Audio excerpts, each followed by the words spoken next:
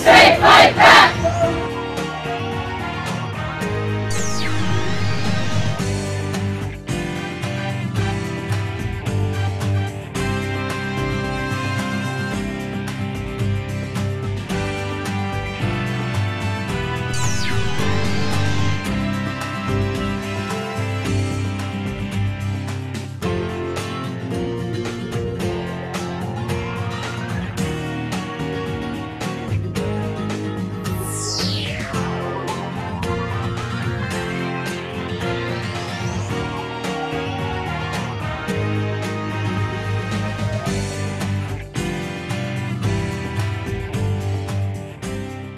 Over at ThomHartmann.com, we've got some really cool stuff. A lot of people don't realize that we produce a daily newsletter, and Sue puts we call it Sue's Daily Stack on there, which is literally a link to every story that I've talked about in the show. So all the research is right there. It's free. We don't share or sell our subscriber list. It's there's just it's there. It's there for you. And it's over at ThomHartmann.com. You can sign up for the free newsletter. You also can get my big picture take of the day, which is exclusively over at our website at ThomHartmann.com, as well as links to our videos, the book reports we typically do every day, all this stuff and more. It's all there at ThomHartmann.com. So check it out and sign up for our newsletter. I think you'll really enjoy it and appreciate it and find a lot of value there. We put a lot of work into this stuff. And you'll find it all right there on our website at ThomHartmann.com. And be sure to check out the newsletter and sign up for it. It's great. And I wanted to talk to you about commitment. How committed we all are to Free Speech TV, how we feel about this. You probably noticed that there are some hosts on Free Speech TV who, like me, really get in here and pitch this because we really care about this television network as well as our own shows, but obviously about the television network, we'll go the extra mile. Others, not so much. I think it's the same way with viewers. There are some viewers who are very, very committed to Free Speech TV, and others probably just drop a toe in here from time to time. We're very committed here on this program. We've got either 10 or 11 people altogether who work on our staff, and we really make an effort. I mean, I skipped a paycheck for a couple of months at the end of last year, early this year, just so that we could buy a system that would give us a 9-second delay so we could beep out obscenity for Free Speech TV. I mean, that's, and I don't mean like I'm some kind of martyr or anything, but my point is that there are levels of commitment and non-commitment on kind of both sides of this deal here. And I'm asking you to be as committed to Free Speech TV as I believe I am. And, I get it. If you tune into Free Speech TV once or twice a month and you watch for 15 minutes, then, probably you're watching this going, why would I do that? But if you watch Free Speech TV a couple times a week, and if you get value from Free Speech TV and from this program, then I would think that you would be in that category like we are here of, we really care about this. This is really important stuff, this television network, the content on this television network, the programming on this television network, and that you would want to contribute. I would hope. And I know many of you already have, and thank you if you already have contributed to Free Speech TV. And if you have not, please allow me to gently kick your butt here and say, please pick up the phone and call 877-378-8669 and tell the good folks on the other end of the line that you would like to contribute to Free Speech TV, and feel free to mention our program and my name as well. Not that it produces any special benefits for us, but just as a way of saying, yeah, I'm with Thom on this. We're all in on Free Speech TV. Are you all in? 877-378-8669. There are a series of premiums that Free Speech TV offers. With a $20 gift, you get the Jesus Was a Socialist bumper sticker. And by the way, he was. It's kind of the message of the Gospels, With a $60 gift, you get the Free Speech TV sticker pack, which is 6 specially designed stickers. With a $72 gift, you get my new book. It's coming out in June. It's available for pre-order now on all the book sites, but you can order it, pre-order an autographed copy right now by calling Free Speech TV at 877-378-8669 with a $72 gift. You get not only the book, an autographed copy of the book, and the autograph means that you can probably sell it for a little more on eBay. But you also get the good feeling of knowing that you've contributed to Free Speech TV, that you've pitched in, that you've helped. It's a great book, by the way. I put a lot of work into it, and I think you're going to find it really useful, particularly if you want to be informed on the issue of guns and gun control and the history of guns in the United States from literally Jamestown to today. With the $100 gift, you get the Free Speech TV t-shirt with a viewer design. With the $200 gift, the Free Speech TV hoodie with a viewer design. With a $360 gift, you get all of the above, everything I just mentioned, from the Jesus was a Socialist sticker to the other stickers, to the hidden history of guns and the Second Amendment, to the t-shirt, to the hoodie. That's with the $360 gift. And with a $500 gift, we're putting together a webinar on how to deal with basically stress, anxiety, that kind of stuff, resolving fear, anxiety, stress, and trauma.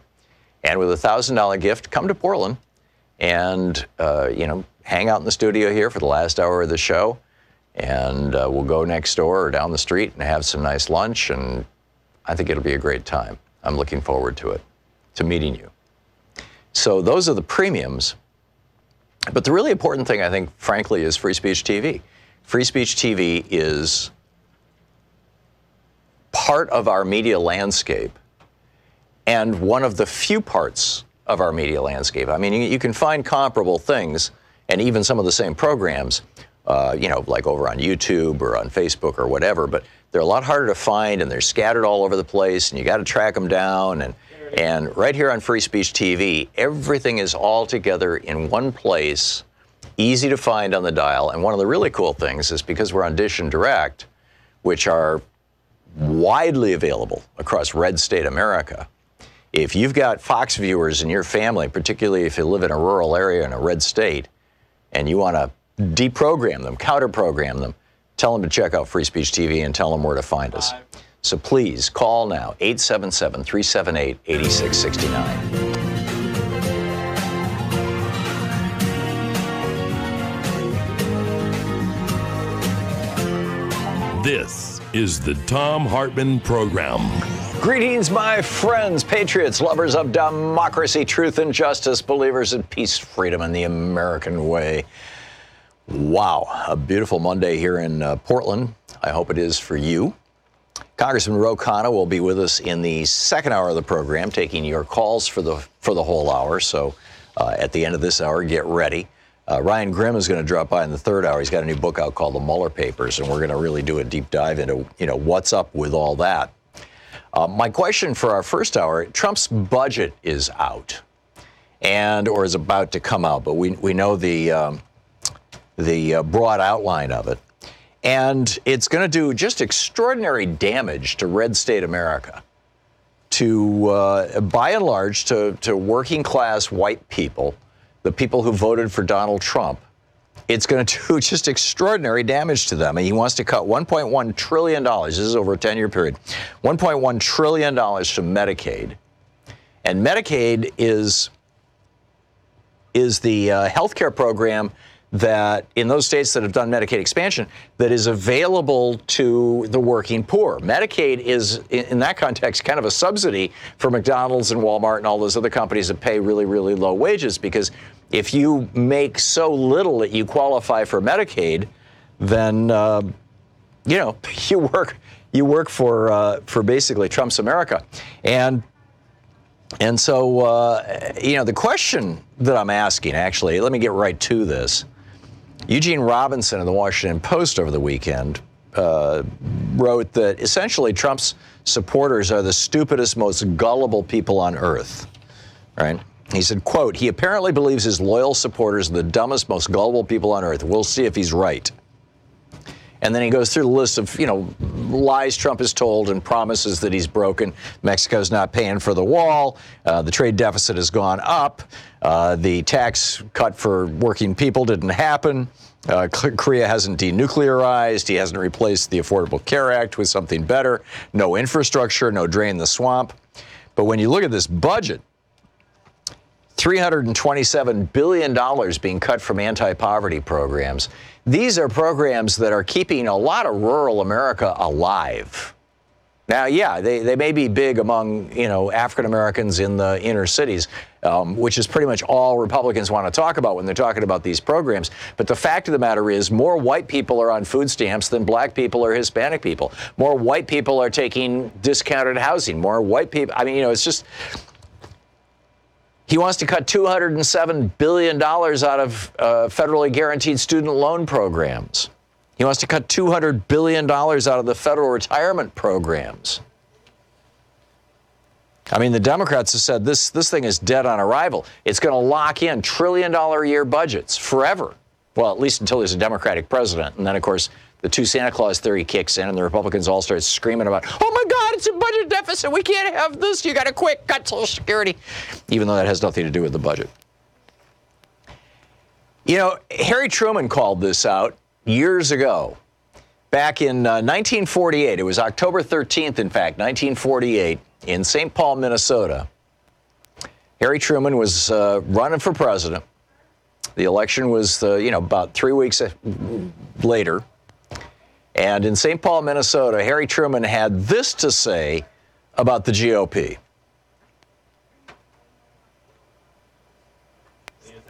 Okay, it's going to take just a second to cue it up. Give me a shout when you got it ready, Nate, and we'll do it. But basically, what Truman, and what we're seeing right now is, meet the new Republicans, same as the old Republicans. This is where I was going with that. And in fact, where I'm going after that is that Richard Nixon and Pat Buchanan basically laid out the campaign strategy that Donald Trump is using. Just very straightforward. In fact, there's a piece by Lawrence Jordan about this in today's Washington Post, how Richard Nixon charted the path for Donald Trump's reelection. And it goes back to Pat Buchanan. Pat Buchanan was Richard Nixon's speechwriter. And, Nixon ran on the platform of, quote, putting and keeping America first. That was Nixon's slogan. This was in 1992. And his themes were construction of the wall on the Mexican border, renegotiation of our trade deals, and demanding that our allies take greater responsibility for their own defense. Sound familiar?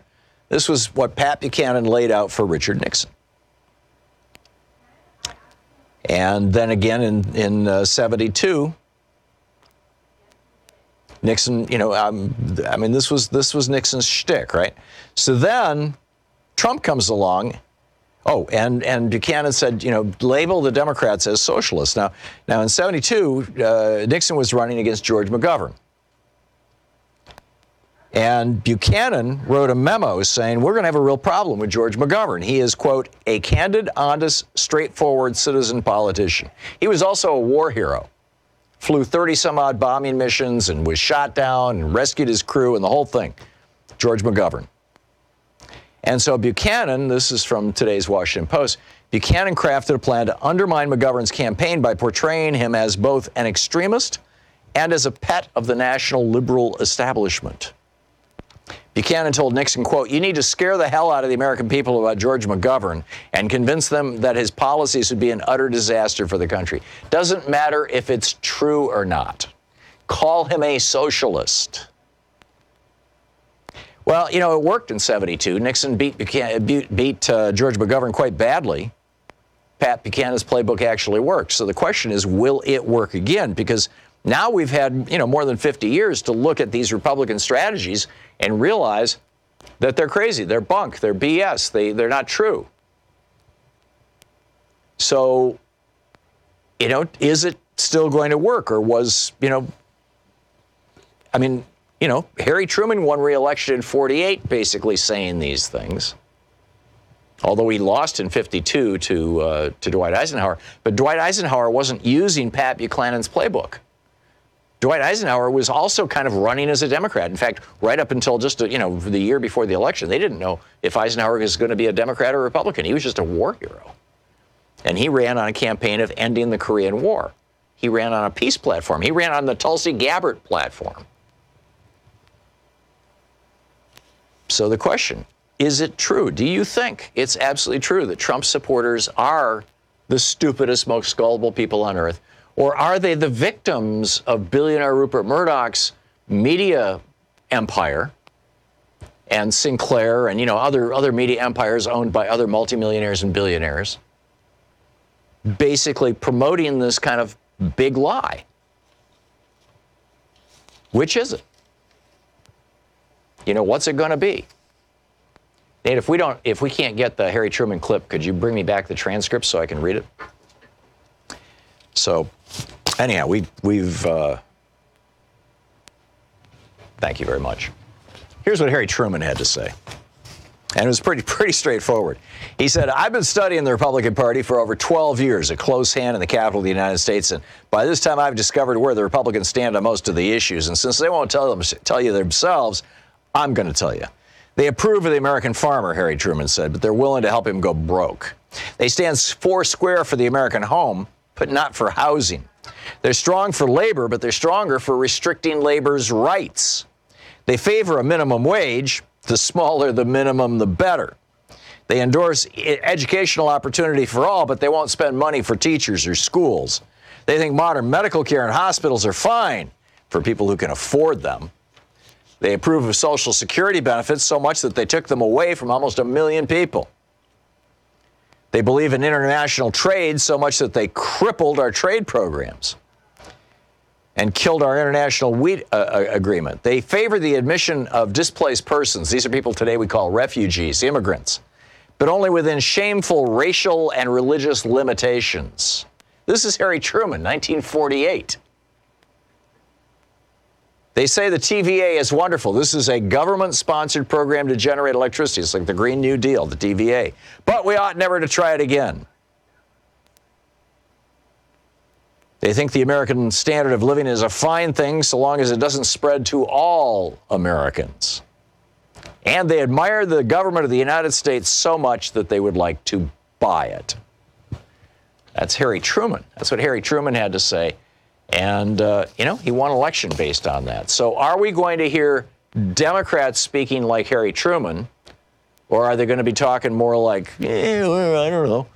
And are the Trump supporters so stupid that they're going to buy into it this time? Or is it just that they're misinformed? Or what percentage of them are like just really stupid people or really bigoted people versus the people who are, really decent people? And I know a few of them who voted for Trump. I'm not sure they'd vote for him again, but, they voted for him once. How many of those people who actually are thoughtful, who might have voted for Trump based on the lies that he told about what he'd do, will not vote for him again? What do you think? This is the Thom Hartmann Program. It's 16 minutes past the hour. We'll be back with your calls right after this.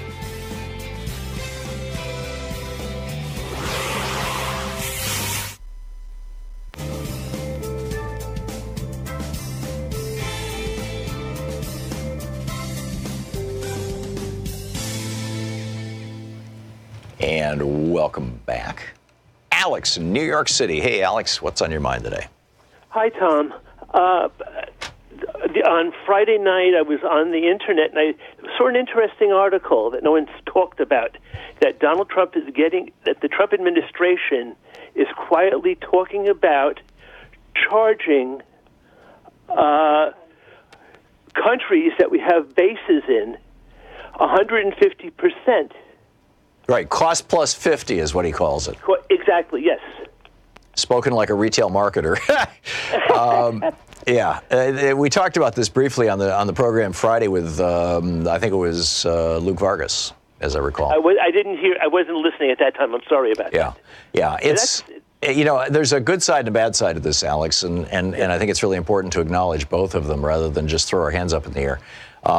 The bad side is that in many cases, in fact, in probably most cases, the 700 and some odd, I think it's 783 or whatever, the over 700 military bases that we have all around the world are there to protect and represent our own strategic interests.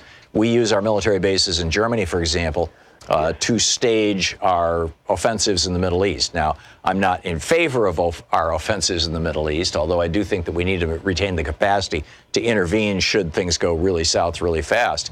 But nonetheless, we're using it. You know, the military bases in Germany, many of them, particularly Ramstein, are really more for America than for Germany. And they're not certainly there to protect Germany. And you know, you could say the same thing of our South Korean bases, our Japanese bases. So, you know, on the one hand, if we say to these countries, you're going to have to pay, you know, 100, you know, cost plus 50%. Some of those bases that are actually very important to us in the more developed countries in the world, they're going to say, hey, screw you guys, get out of town. And that'll be a problem.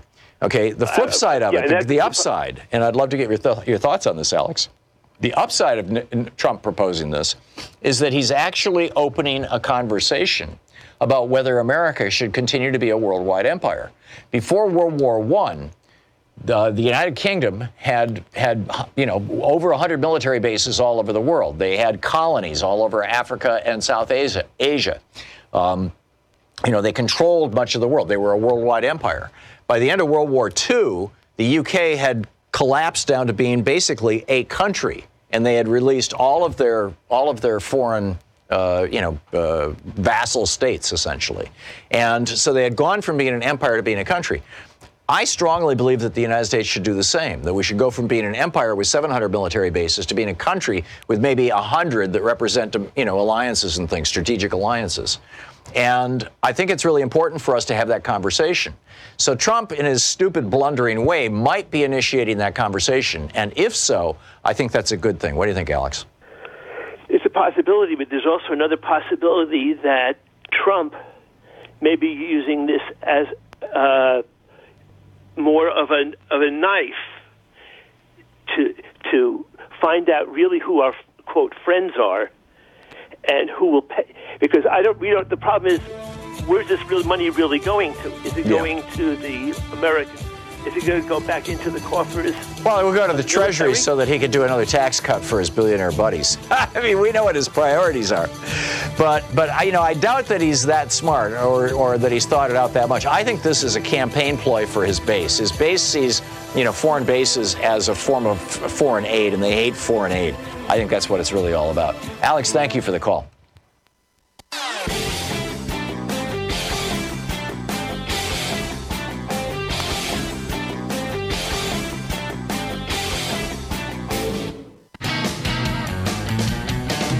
Welcome back. Thom Hartmann here with you. Teresa in Bellevue, Washington. Hey, Teresa, thanks for listening to KBCS. Your thoughts? Oh, hi, Tom. Yeah, this duping of the middle class, I mean, it goes back to Reagan, as you often say, and probably way, way before that. Well, but, Nixon did it in 72, and it worked for him. You know, I mean, he took down McGovern by just lying about him, calling him a socialist and all this kind of stuff. Yeah. Well, I thought about kind of a variation. You had a brilliant caller a couple weeks ago talking about how to substitute the word democracy for government, because really it's our democracy. And so I thought about that Reagan quote that says, how did it go? Like, the government is not the solution to your problems. The government is your problem. That's correct. That was from his first inaugural address. Yes. First thing he had to say to the nation. And if we substituted the word democracy in there, wouldn't we just have the exact Republican philosophy? I mean, the true one? Yeah, democracy is not the solution to the people's problems. Democracy is the problem. Yeah, you're right. Yeah, it's the problem for the one percenters and the corporatists. Yeah, you're absolutely right. Yeah, Reagan was. That's brilliant, Teresa. Reagan was speaking on behalf of basically the class of people who put him into office, first as governor and then as president. Yeah, and then they're just proving time and time again they do not like democracy. Yeah.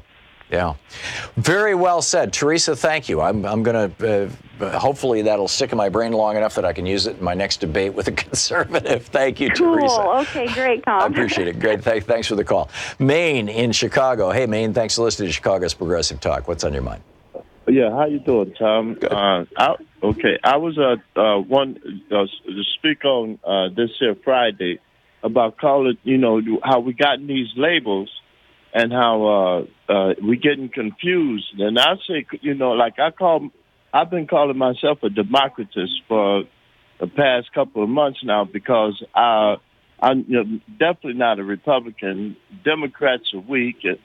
Independents is just that. They independent and libertarians is just is even more crazy than Republicans. So a democratist, he's on democracy. In other words, what I'm talking about is when they say provide for domestic tranquility, well, you have to promote the general welfare. What is the general welfare? That's food, clothing, shelter. Education, all that. That's what the government is supposed to be doing. And we have been literally since the George Washington administration. He signed the legislation to provide for the care of the poor people in Washington, D.C. Yeah, and then you have to, in order to have domestic tranquility, in order to be like we're in an uproar. He's starting fires all over the United States. In order for these fires to come out, you have to provide domestic tranquility, and that's one of the things we're fighting here in Chicago for. The same thing is for democracy. Not just being a Republican or a Democrat. And the majority of the people, not this 30%, which is 35, 40 million, ruling over 200 million people. That's not a democracy. And when I looked in the dictionary for democracy, they said it's the majority that rules over the minority, not the minority ruling over the majority. And that's why you have democracy in the structure of a republic, and the republic protects the rights of the minorities against the majority, while at the same time the majority typically makes the majority of the decisions. And that's why, I refer to it as a democratic republic. I'm with you. Maine, spot on. Thank you very much for the call. Dan in Waterloo, Canada. Hey, Dan, thanks for watching us on YouTube. Thoughts on combating the right and perhaps lessons from Canada? Well, I don't know if I have lessons to give you from Canada. I was really wondering your opinion. I see the right taking things to such extremes. And even your last caller said the Democrats are weak. Now, I don't think they're weak, but I think in the face of the way you see the right act, they're willing to act so extreme that they'll lie, hypocrisy means nothing to them. Right. Rule breaking means nothing to them, and they'll even go as far as fear-mongering to violence to war-mongering. Yeah, demagoguery is a core strategy and has been since Nixon for the Republican Party. Yeah, so how do you combat all of that without resorting to that? That's my question to you. Well, the big challenge is calling it out. I think you need to expose it, and frankly, our media does a terrible job of that. And tragically, Democrats from the 80s, I mean, after McGovern went down in flames in '72, Democrats got real timid about calling out Republicans, and which is a huge mistake.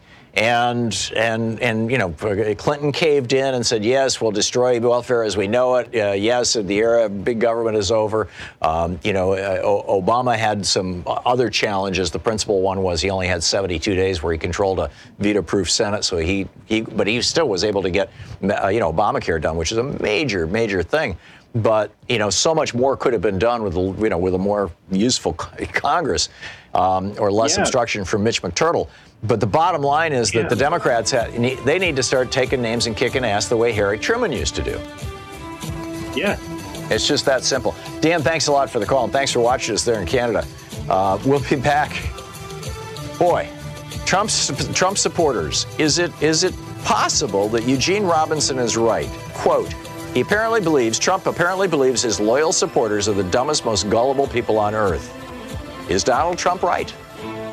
You're listening to the Thom Hartmann Program. Call 202-808-9925. Meet the new Republican scam, same as the old Republican scam. We'll be right back.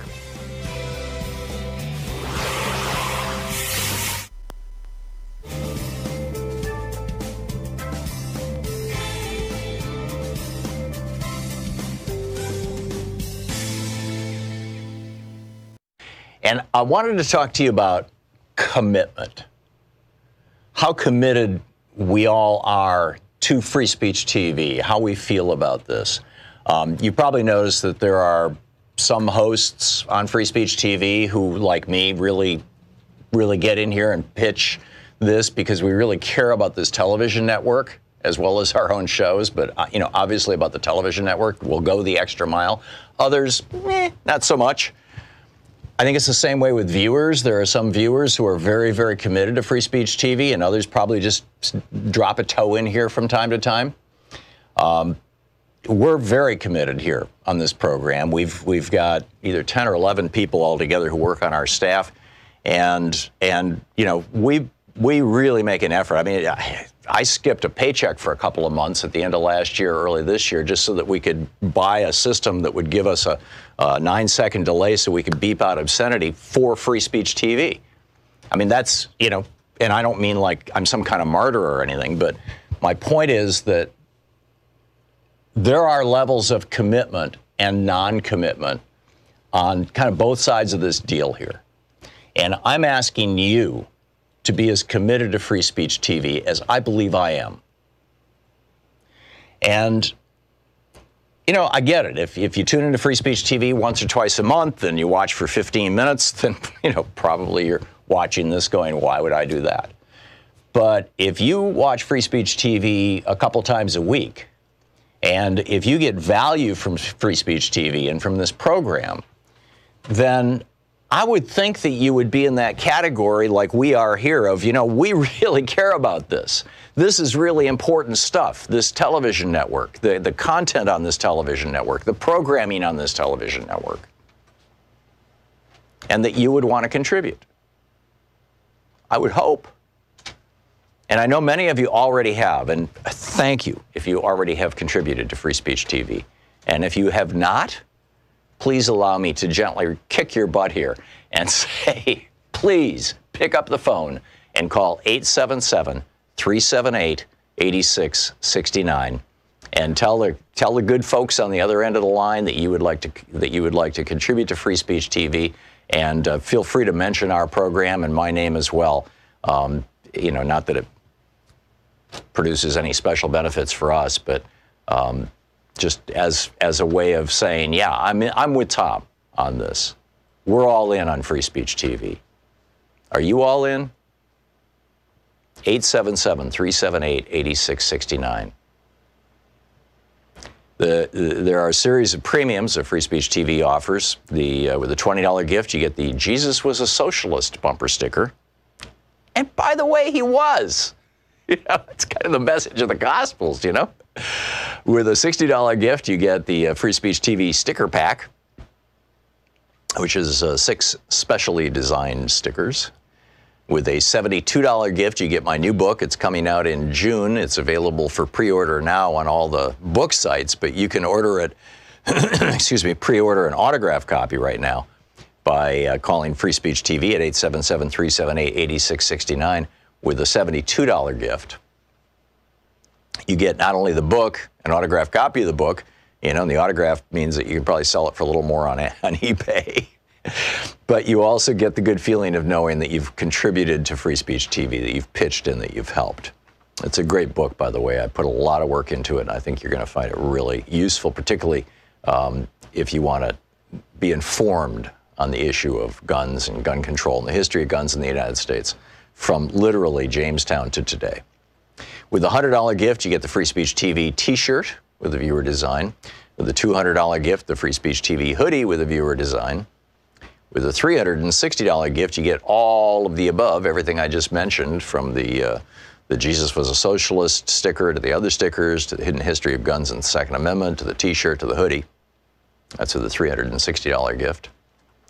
And with a $500 gift, we're putting together a webinar on how to deal with basically stress, anxiety, that kind of stuff, resolving fear, anxiety, stress, and trauma.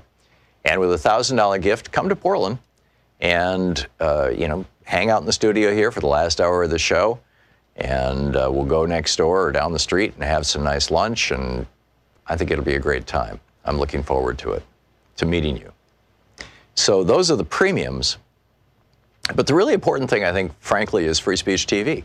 Free Speech TV is part of our media landscape and one of the few parts of our media landscape. I mean, you can find comparable things and even some of the same programs, like over on YouTube or on Facebook or whatever, but they're a lot harder to find and they're scattered all over the place and you got to track them down. And right here on Free Speech TV, everything is all together in one place, easy to find on the dial. And one of the really cool things is because we're on Dish and Direct, which are widely available across red state America. If you've got Fox viewers in your family, particularly if you live in a rural area in a red state, and you want to deprogram them, counter-program them, tell them to check out Free Speech TV and tell them where to find us. So please call now, 877-378-8669. Please. Want to connect with the show online? You can find the Thom Hartmann Program on Facebook, Twitter, and Instagram.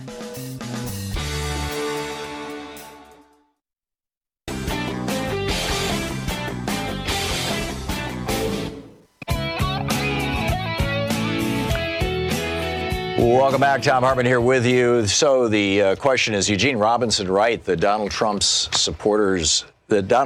believes that his supporters are stupid and gullible? I guess the question really is Donald Trump right in his belief that he can simply lie to people and they will still vote for him?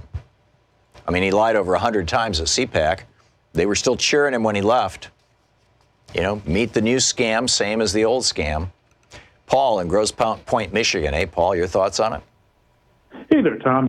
Hey. Well, it's interesting to see Donald Trump more from, the establishment conservatism, bête noire. If you remember, the National Review article had, a whole issue dedicated to how he should not be the Republican nominee.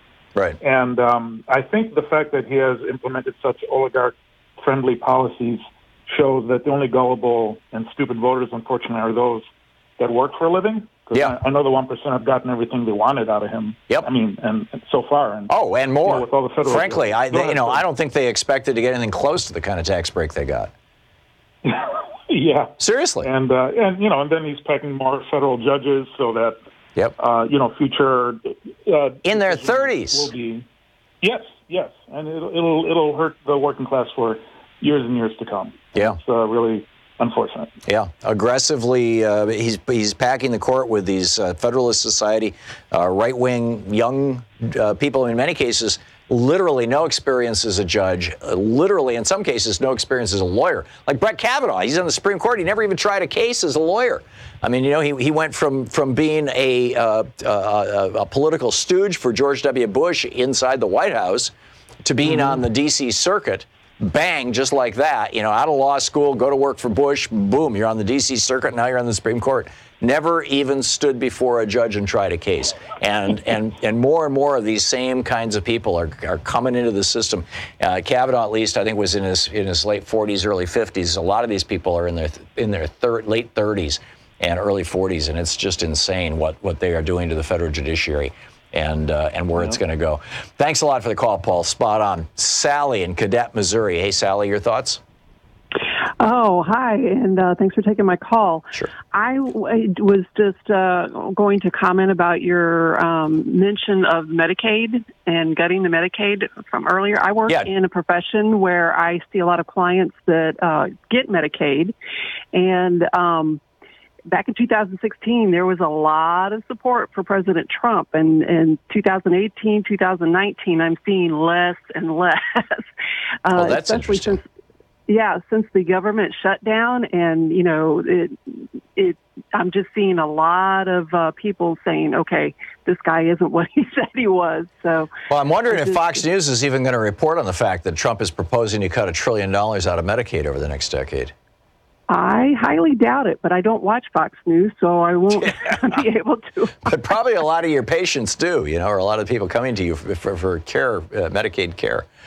Yeah, exactly. They, it's just very frustrating to them that, some of them voted for them, and now they're being affected, quite especially it was very obvious that government shutdown earlier in the year. So yeah, I'm with you. And I thought it was really ironic. You kind of, when I first called in, you were talking about a quote from President Truman. I was like, hey, right. Missouri. I still want to play that. It's just, Harry Truman had a voice. He knew how to talk back to these people. Sally, thank you for the call. Jules, listening on KPFK, our blowtorch in Los Angeles. You're in Whittier, California, though. Jules, what's up? I just want to say two things. Number one, Jefferson Thomas said that the only thing really required of a statesman is honesty. It's the only thing that really keeps government running.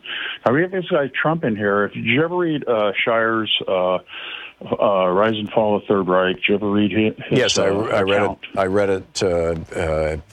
I read part of it while we lived in Germany, the year that we lived in Germany, and most of the rest of it when we got back. It's an excellent review because you had Mussolini, you had Hitler, you had Stalin, you had all these dictators. Right. And in Hitler's case, he surrounded himself with lunatics. Of course, he was a lunatic like Trump.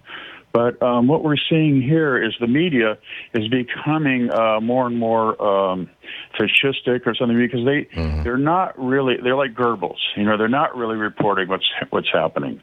Now, we all know this. But the point is someone like yourself with a brain, like Kennedy had a brain, Reagan had none, Trump has none, GW had none.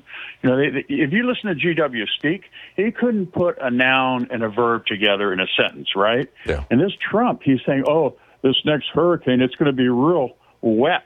These guys are idiots that we're following.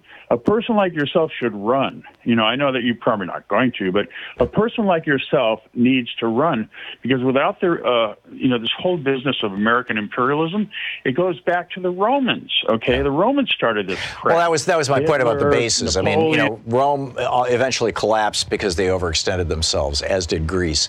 And empires end one of two ways. Or one of three ways. They either collapse internally, they collapse externally, typically by being defeated in multiple fronts and wars, or they just unwind the empire.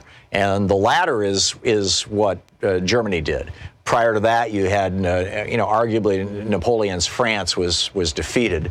Prior to that, you had the collapse of, you had the Spanish Empire for a while, and they just kind of faded out. And you had before that the Dutch Empire. It was mostly a trading empire, but you go back to the Greeks and Romans, and those are lessons that we need to be paying attention to. Jules, I need to move along, but thank you for the call. Well said. Van in Gordonsville, Virginia. Hey, Van, what's up? Socialism and corporate should we give them subsidies and everything. Yeah, Van, what I heard was that corporations want subsidies and that they're socialists too. You're on, Van is on line 5, sure, if you want to find out what's going on with this phone there. It's just not working very well. Peter in Crown Point, Indiana. Hey, Peter, what's on your mind? Hi, good morning, Tom. I just had, I guess, more of a suggestion than a question, but I believe that if the Bernie Sanders campaign were to define democratic socialism as the fulfillment of the Founding Fathers' vision of providing for the general welfare of the people, right, that would give, justify or legitimize his policies in a way that would help counter what I think is going to be just an avalanche of negative publicity in terms of using the word socialist. Yeah. I think right now, for this moment, that this is a problem, in as much as it is a problem, that's largely exclusive to Bernie, because he's the only one of the Democrats, to the best of my knowledge, who has embraced the term democratic socialist. Kamala Harris, even Elizabeth Warren are now saying, no, we believe in regulated capitalism. And, some of the dimensions, some of the elements of socialism, things like Social Security, we're all good with that. But we will not call ourselves socialists. They are backing away from that. And I understand that. I understand why. And so if Bernie is the nominee, then this is the work that needs to be done. If Bernie's not the nominee, the Republicans are going to scream socialism no matter what. And interestingly, If you look at the latest, this is from Axios today. They just did a poll of millennials and Gen Z, younger than millennials, and compared to Gen X and boomers. And what they found, this is just the total, all of Americans. 66% of all Americans think the government should provide universal health care. Among millennials and Gen Z, it's 73%. All Americans, 56% think government should provide tuition-free to college. Again, these are obvious majority positions, right? We call it socialism, call it whatever you want. 67% compared to 56% of all Americans. 67% of millennials and Gen Z want college-free tuition. But then when you poll the socialist word, would you prefer living in a socialist country? Only 37% of Americans say yes. 49% of millennials and Gen Z say yes. And that's without, any definitions or anything beyond that. So, I mean, that's pretty remarkable stuff, that polling right there. So, yeah, I'm with you. We need to be defining democratic socialism on the one hand, but on the other hand, as I think we learned from 72 when Nixon labeled McGovern a socialist and beat him pretty badly, that word still has some potency, and we need to respect that, some negative potency, particularly among people who are over 40 or over 50. So it's a tough one, Peter. It's a real tough one. Stephanie, thanks for the call. Stephanie in Hopkins Park, Illinois. Hey, Stephanie, what's up?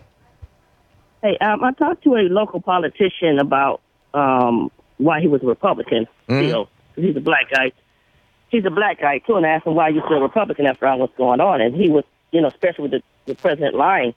And he quoted to me that the president has to lie to get his policies done. I said, well, maybe he should have better policies. He says, no, our job as people is to follow the president. And even if he's wrong, and if he has to lie to get what he needs to get done, that we should just not question him. Because every time you question the president, he can't do his job. And so I'm thinking, why would you want somebody not to tell you what they're going to do, to go behind your back and do something that's going to hurt you? Right. He said, well, the country is based on those people at the top with the education to do it. And if the people at the bottom get hurt, he said, then they have to find a way to pull themselves away from the hurt. What you are what you are defining, Stephanie, are two cardinal characteristics of modern Republicans. Number one, an embrace of authoritarianism, and number two, an embrace of neo-Calvinism. The authoritarianism is, Daddy takes care of us. Daddy knows what's best. Daddy may even have to lie to us from time to time, but we all do what Daddy says.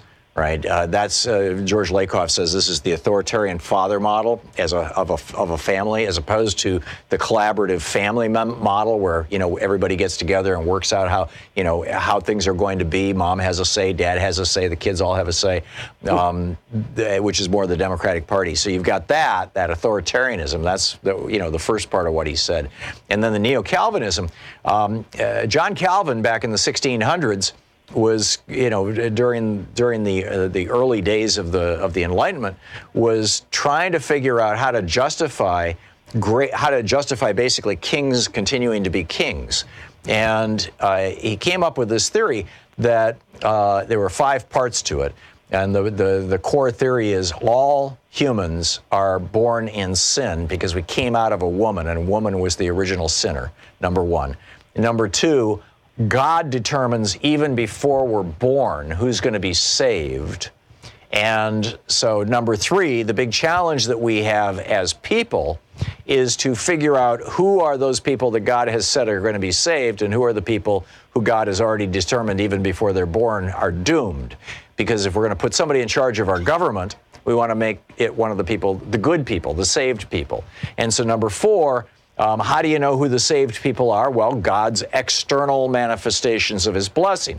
In other words, they're wealthy, or they were born into the royal family. That was God's decision. And so number five, these actually aren't the 5 tenets of Calvinism, but this is kind of the logic that comes through it. The first 3 actually are from the 5 tenets of Calvinism. And so finally, therefore we should just kind of go along with what anybody says who is very wealthy or who is born into a royal family, because obviously that's the sign that God wants them to be in charge. And that has, the Republicans have embraced that without the God part. and said, basically it's Darwinian, it's survival of the fittest, that being rich and powerful is proof that somebody is smart, or they have good genes, to quote Donald Trump. We all know that these are all lies, but these are the lies that Republicans live by. Stephanie, thanks for the call. You're listening to Thom Hartmann. Visit ThomHartmann.com for audio and video archive. It's amazing that Stephanie's Republican friend would be that straight up and that honest with her, but that really is how they think. I can tell you, I know these guys.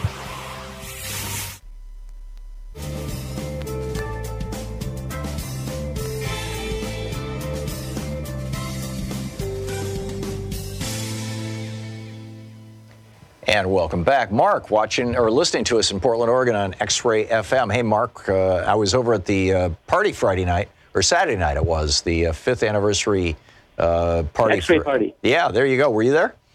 Oh, no, I live in Salem. Ah, okay. Oh, yeah. Okay. Well, it was great fun. Anyhow, what's up, Mark? Yeah, well, what is Todd? To answer the question, when you're not willing to really admit and say it out loud, what you truly believe, then you substitute a lie. And you'll sell that lie as best you can because you don't want to admit what you truly believe. And this is why, in my opinion, Trump supporters seem so stupid. Because they're not willing to put on the hood and carry the tiki torch on a daily basis and say, I'm a racist. Right. And so you actually had a gentleman. Well, hang on just a second, Mark, if I may. Sure. What you're suggesting is basically that the Trump supporters accept Trump's lies because they themselves in their private lives have to live lies. They can't tell their friends and neighbors that they're actually, racists and misogynists and whatever. That's why they're in favor of Trump. But if somebody is lying, let me back up just a little bit. Back when I was 19 years old, I got a job as a manager of a GNC store in Okemos, Michigan. And I had to hire people. And we had this honesty test. It was called the Reed Report. And it had questions like, if you knew that your mother had stolen a candy bar from the store, would you call the police and turn her in? And if you answered no, you failed the test. And so I went to my boss, is a guy named Len, who became one of the VPs ultimately of GNC, and I said, I'd have to lie to pass this test. And he said, that's the point. We want people to lie on the honesty test. And I was like, why? Why would you want people to lie on the honesty test? And he said, because it shows that they know the difference between what's right and what's wrong. He said, there's actually a subset of maybe 15 or 20% of the population who literally don't know that it's wrong to steal. And so they would say, no, I wouldn't turn my mother in. And because they don't think that it's a crime. And so we're trying to weed those people out. So the predicate of your comment is that the Trump voters realize that this is wrong. And I'm wondering if that's true all the time. I think some of them are so embroiled in their culturally. I grew up in Detroit, Michigan, in the heart of the inner city in the late 60s. Mm-hmm. I lived in the middle of some of the most severe racial tension you'll ever experience in your life in this country. Okay, so I can only admit for myself that my father was a racist. I lived in a neighborhood that was incredibly split racially. It was driven by real estate people who would call up the white people, say the blacks are coming, sell your house cheap. My neighborhood went from 90% white to about 90% black in about 4 years. It was called blockbusting. It is called blockbusting. And then they would sell those homes to overextended black people several times, repossess them, sell them again, repossess them. Yep. And then the house would be basically a slum. Yeah. Mark, we're out of time. You want to summarize real quick? Yeah, well, the summary is that you had a gentleman on your show who proved by looking at the county demographics that it wasn't the middle-class message that Trump won on, it was his racist message. Oh, yeah. That's $70,000 and up. Yeah, you're absolutely right. And it was the wealthy white people, by and large, who were the Trump voters. You're absolutely right, Mark. And, spot on. Mark, thanks a lot for the call.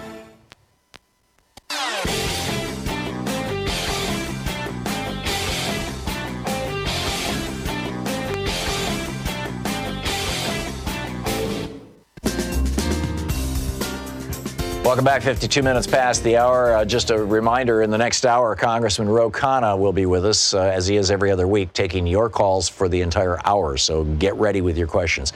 Jay in Naperville, Illinois. Hey, Jay, what's up? Hey, how you doing, Tom? Good. First time caller. Been listening for a while. So well, thanks you for taking the call. Thanks for listening. I think you guys are right on the money, by the way. This isn't why I called, but I think the reason that Trump's followers follow him so blindly is because they know in their hearts that he's a liar, but they've gone along with it, and that means that he's got them to the end. Yeah, that's just my theory. It's an interesting one. I mean, it's like I'm guessing that there's probably a bunch of different shades and different layers, and I'm wondering to what extent they're using things like social media, which can highly target people now. Yeah. To target messages specifically to the really dumb people, the people who are lying to themselves, the people who are racist and that's their shtick, the people who are religious and that's their shtick, the people who are anti-Bush. You know, all these kind of single issue voters or primary issue voters, you know, tailoring messages to them. And, you know, we know that the Republican Party did this in 2016. And we know also, you know, Cambridge Analytica organized this. It was not just also done by the Republican Party. It was apparently done by this group out of Russia, the Internet Research Bureau. Very, very, very tight targeting. I sure hope the Democrats are doing that this time around also. But anyhow, you had a point you wanted to make. Why I called was the big boogie word socialism. You know, right. It seems to me that the 1%, the financial class, the ownership class, whatever you want to call them, it seems to me that they are completely in control of this because, you know, we have record unemployment, right? If you want a job, you got a job, right? The economy is growing. Well, yes and no. If you include part-time jobs and crappy jobs, yeah. Right. But, you know, the numbers that you hear are that unemployment is awesome and the economy is growing, not as fast as the guy in the White House says it would or whatever, but it's, you know, supposedly our economy is doing wonderful. Right. And yet people are turning towards socialist policy possibilities, right? Right. And it seems to me that if capitalism were working for them, because most Americans that I know are hardworking people, you know, and most of them have very simple ambitions, you know. Mm-hmm. I'm willing to work hard, you know, just why do I have to constantly be on the razor's edge of financial anxiety every moment of my life, you know? Right. So it seems to me that you know, if they just pay people better, then people would feel like capitalism is working for them. You know, if they were making what they deemed a fair wage for their labor, then they'd be like, no, capitalism's working just fine. I can put a few nickels away at the end of the month and send my kid to college. And by the way, Jay, ask any old fart my age, and they'll tell you that's pretty much how America viewed things in the 50s, 60s, 70s, and early 80s. I mean, it seems like if they wanted to make the word and the possibility of socialism go away, they really could.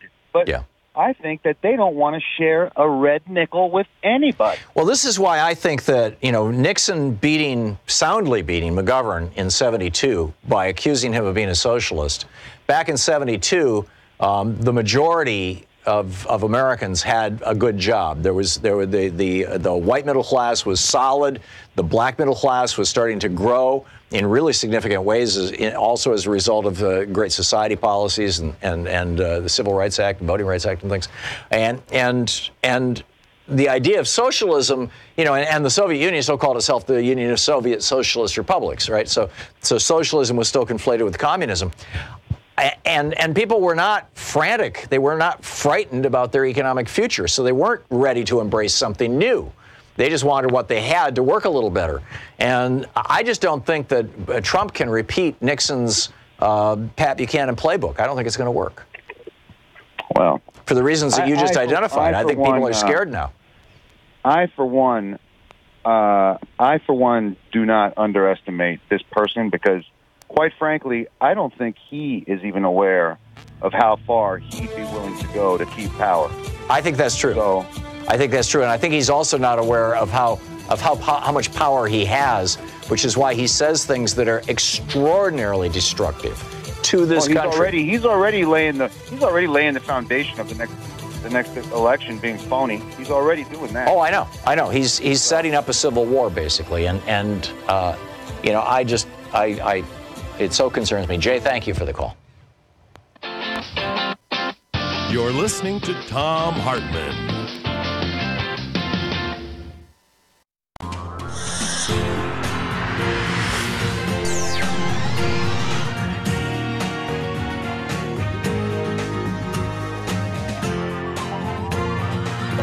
We say fight back!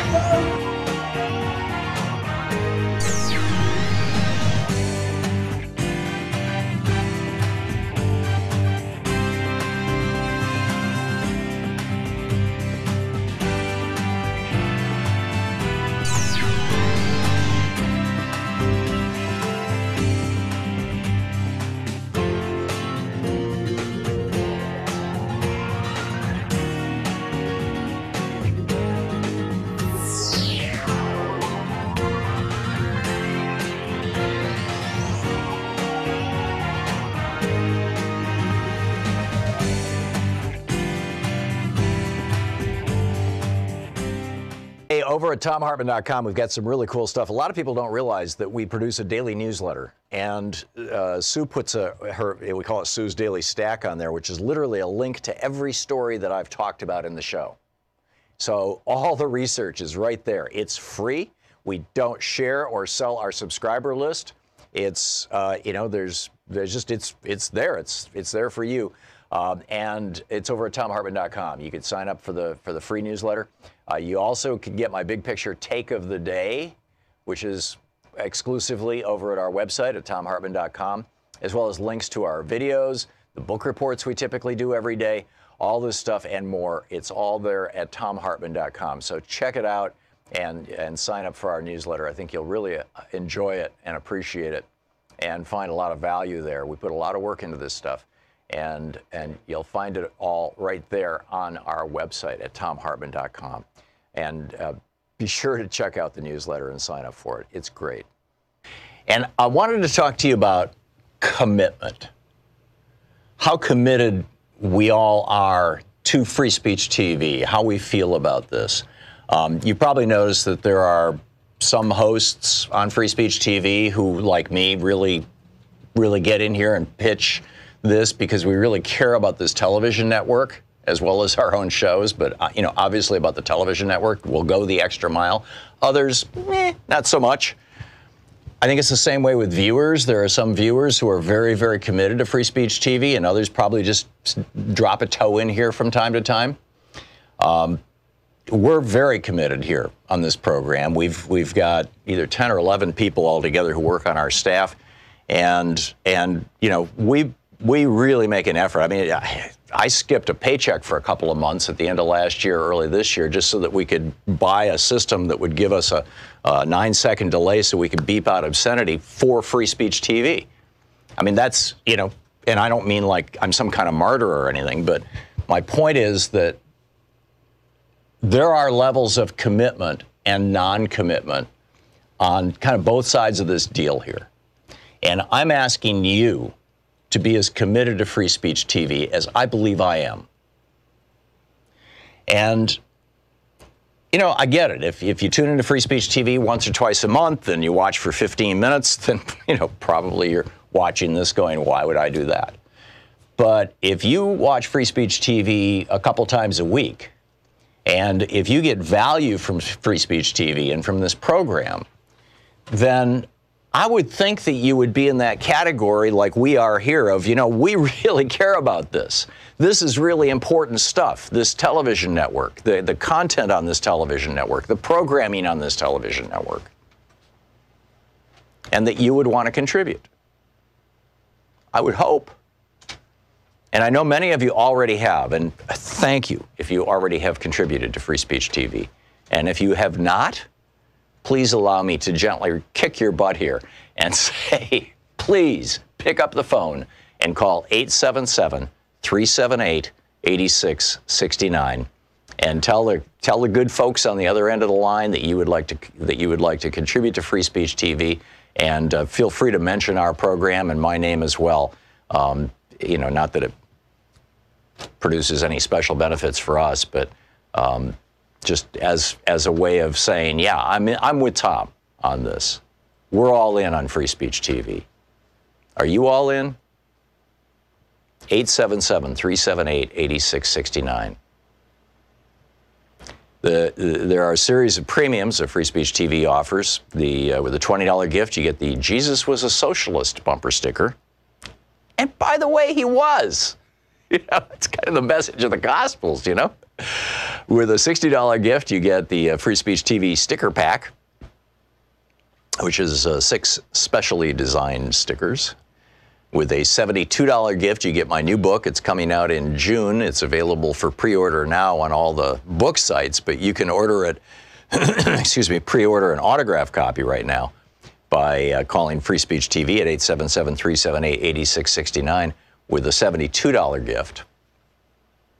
You get not only the book, an autographed copy of the book, and the autograph means that you can probably sell it for a little more on eBay. But you also get the good feeling of knowing that you've contributed to Free Speech TV, that you've pitched in, that you've helped. It's a great book, by the way. I put a lot of work into it, and I think you're going to find it really useful, particularly if you want to be informed on the issue of guns and gun control and the history of guns in the United States from literally Jamestown to today. With a $100 gift, you get the Free Speech TV t-shirt with a viewer design. With a $200 gift, the Free Speech TV hoodie with a viewer design. With a $360 gift, you get all of the above, everything I just mentioned, from the Jesus Was a Socialist sticker to the other stickers, to the hidden history of guns and the Second Amendment, to the t-shirt, to the hoodie. That's with a $360 gift.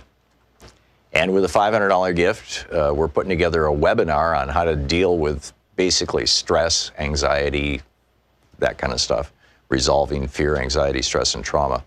And with a $1,000 gift, come to Portland and, hang out in the studio here for the last hour of the show. And we'll go next door or down the street and have some nice lunch. And I think it'll be a great time. I'm looking forward to it, to meeting you. So those are the premiums. But the really important thing, I think, frankly, is Free Speech TV. Free Speech TV is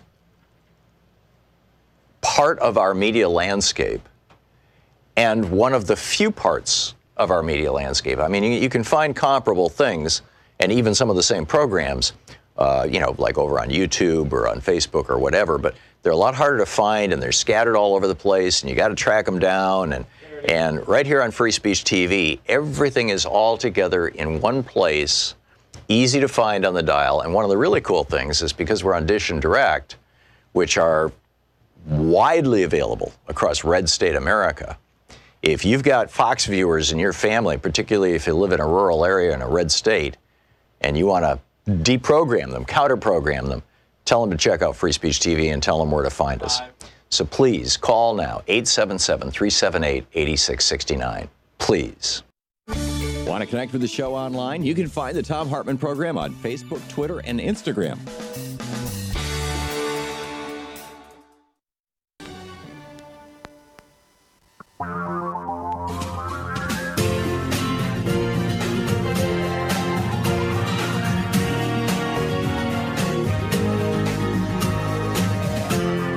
This is the Thom Hartmann Program.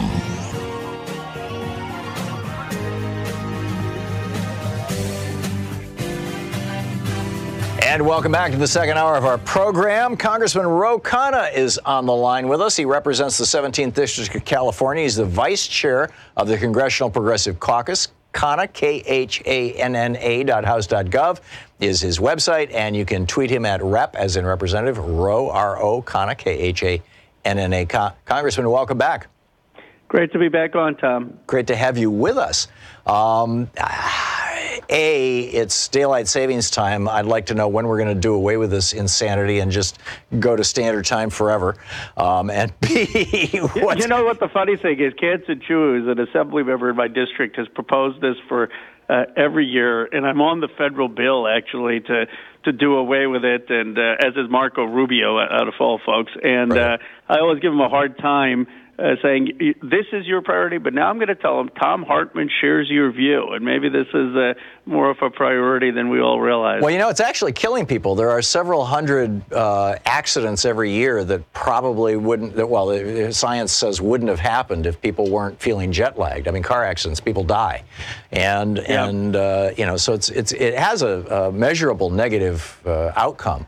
And and now that we learn that the guy who originally proposed it back during World War I, actually, he was a businessman. He actually wanted it because he wanted to be able to play golf after work because it extends evening hours. Oh, I didn't realize that. I always thought it was something to do with farmers and others. No, it was the farmers. The farmers were offended by it because they work based on the sun. They don't care what time the clock says. When the sun comes up, the cows need to be milked. Right? Yeah. But the theory was that the way that this guy sold this was that the factories will not have to pay so much for electric lighting during World War I, during this time of crisis, as we were making war material, because people can work later into the evening and the light will still be out. Well, that logic holds if your factory's only running at night, but they were also running in the morning, and you don't actually get more daylight. So, but it turns out that the guy who was pushing it because he wanted to be able to play golf when he got home from work. So, wow. Well, that puts it in a whole new perspective. Well, this gives me more urgency. I'm going to talk to my team about the bill and where we are on it. But I'm guessing that is not at the top of your mind on most days. And by the way, for people who don't know, Congressman Khanna is with us for the whole hour taking your calls. We can go right to the calls unless there's something you want to share with us about what's going on in Congress or what you're up to these days. Well, just the big week this week, the president's budget comes out, and here's the irony about the president's budget. Even the Republicans are opposed to half of it. I mean, every year the president cuts NIH funding, and most appallingly, he cuts the one program in the federal government dealing with manufacturing, the Manufacturing Extensionship Partnership, and it's one of the most outrageous budget documents, but people should read it just to get a sense of how right-wing the president is, and we're going to be debating that this week in Congress. Right, and just to summarize it very, very quickly, Trump is proposing to increase military spending substantially, about $34 billion more than the military has asked for, and he wants to cut over the next decade, $1.1 trillion from Medicaid and health programs. He wants to cut $327 billion from anti-poverty programs, $207 billion from student loan programs, and he wants to cut $200 billion from the federal and postal retirement service, which is all just nuts. And he wants to lock in $1 trillion a year budget deficits so that they can scream even louder on the old Jude Wanniski 2 Santa Claus theory from 1976, scream even louder when a Democrat gets into the White House, which in all probability is going to happen in a year and a half. So. The one thing, Tom, I do think is important, some of us, Bernie Sanders, myself, and a few others, have opposed this president's defense increase. But a lot of Democrats have they oppose the other parts of the budget, but they vote for the defense increase. And, it's so outrageous. I mean, I thought the defense budgets were high to begin with, but to be voting for this president's defense budgets, I think, is just unacceptable. Yeah, I'm wondering how much. The defense industry just pours money on Washington, D.C., and I'm wondering how much of that is starting to go into the Trump administration. Anyhow, let's pick up some phone calls here. Joe in Cupertino, California, you are on the air with Congressman Khanna, who I think is your congressman. Good morning, Congressman. Good morning. Good morning. Good morning, Tom. And congratulations on your vice chairmanship with the Bernie Sanders campaign. I appreciate that very much. I wanted to ask you about your opinion on Trump and Korea. I'm really concerned, as I'm sure you are as well, with the Mueller report coming out that something might happen on the peninsula that might cause us to change what appeared to be a really close ability to maybe sign a peace agreement. But I guess that's out the window. But he's pretty radical. So I wondered if you could just give me your opinion there. And again, congratulations, and we're going to get this done. And Congressman, didn't you go down and talk with Jimmy Carter? In fact, you used to work at the Carter Center? I had interned at the Carter Center. I had a great honor last week of going down and seeing President Carter. We had a half-hour meeting. He's still brilliant, and he talked about how he and Kim Jong-un's grandfather actually had come to an agreement, a 12-part framework, which he then gave to Bill Clinton, but for whatever reason it never was fully implemented, and then John Bolton came in and killed the framework. So I said to President Carter, who at the Carter Center can I work with to reintroduce this framework. And he started laughing, and he said, well, me, because no one else understands it. And so we're now working with his close aide to try to reorient the framework. I'd gone down because I had offered a resolution on finally ending the armistice between North Korea and the United States. I mean, we're still technically at war and having a peace resolution, and President Carter had supported that. But he said, well, you can't just put out this peace resolution. It's sort of like putting out an answer to a math problem without showing your steps. You've got to show how are we going to get to this point. And so we're now working on a concrete framework of what the United States can do, what North Korea can do that can get us to the resolution. I believe, and I don't want to put words in the president's mouth, so let me just say I believe that John Bolton has been the most responsible for the scuttling of this agreement, and he's never wanted us to have an agreement with North Korea. Yeah, John Bolton never saw a war he didn't want. Buddy in Tucson, Arizona, you're on the air with Congressman Khanna. Hi, Congressman. It's an honor and a pleasure to talk to both of you. I want to define democratic socialism in 3 words. We the people. Can you hear me? Yeah, I can. Oh, okay, good. It's not we the 1% or we the white people. It's we the people, everybody in. And I have a quick question, if I may. And I'm sure the congressman is aware of this, but Tom, periodically you read off a list of things that the majority of Americans want, like background checks, maternity leave, stuff like that. And I'm really tired of them defining those positions as far left. And I'm wondering, where can I find that list? The list that I typically read from is from a survey that was done a couple of years ago by the Progressive Change Committee. Hang on just a second. I'll give you it's the Progressive Change Institute, excuse me. And if you Google poll of likely 2016 voters, it'll pop up. So excellent. Thank you. Buddy, thanks for the call. Congressman, did you want to comment on any of that? Sure. Well, look, I think our platform, the Democratic Party platform, is we the people, where we're talking about $15 minimum wage, increasing wages for the middle class, providing health care, Medicare for all, providing expanding Social Security. I was on MSNBC last night, and the Trump's communications director starts saying how their whole campaign is going to be against socialism. And I pointed out to him that, they called Barack Obama a socialist twice. They called Hillary Clinton a socialist. They called Truman a socialist. They've called FDR a socialist. So I just think these attacks are ridiculous and aren't going to fly, given that most programs that the Democratic Party is talking about, that Bernie Sanders or Elizabeth Warren are talking about, are programs that are going to help the middle class earn what they deserve and have economic security. Amen. Robert in Anaheim, California, you're on the air with Congressman Khanna. Robert, listed on Sirius XM. Apparently Robert isn't there, so I'm going to put him back on hold. Robert's on line 3, Shira. He's probably listening to his radio instead of his phone. We'll be back in just a few minutes. It's 15 and a half minutes past the hour. Congressman Ro Khanna is with us, taking your calls for the hour. He is the vice chair of the Congressional Progressive Caucus. He represents the 17th District of California. And in the U.S. House of Representatives, his website, Khanna, KHANNA.house.gov. This is the Thom Hartmann Program. And you can tweet him at Rep. Ro Khanna. We'll be right back with more of your calls for Congressman Ro Khanna.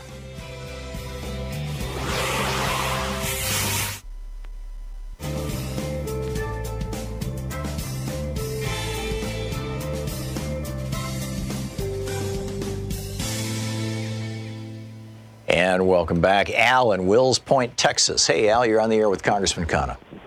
Well, what I wanted to do was just point out something. They're calling us socialist, which I would really rather be called a democratic socialist, because that's truer to the definition of what we are.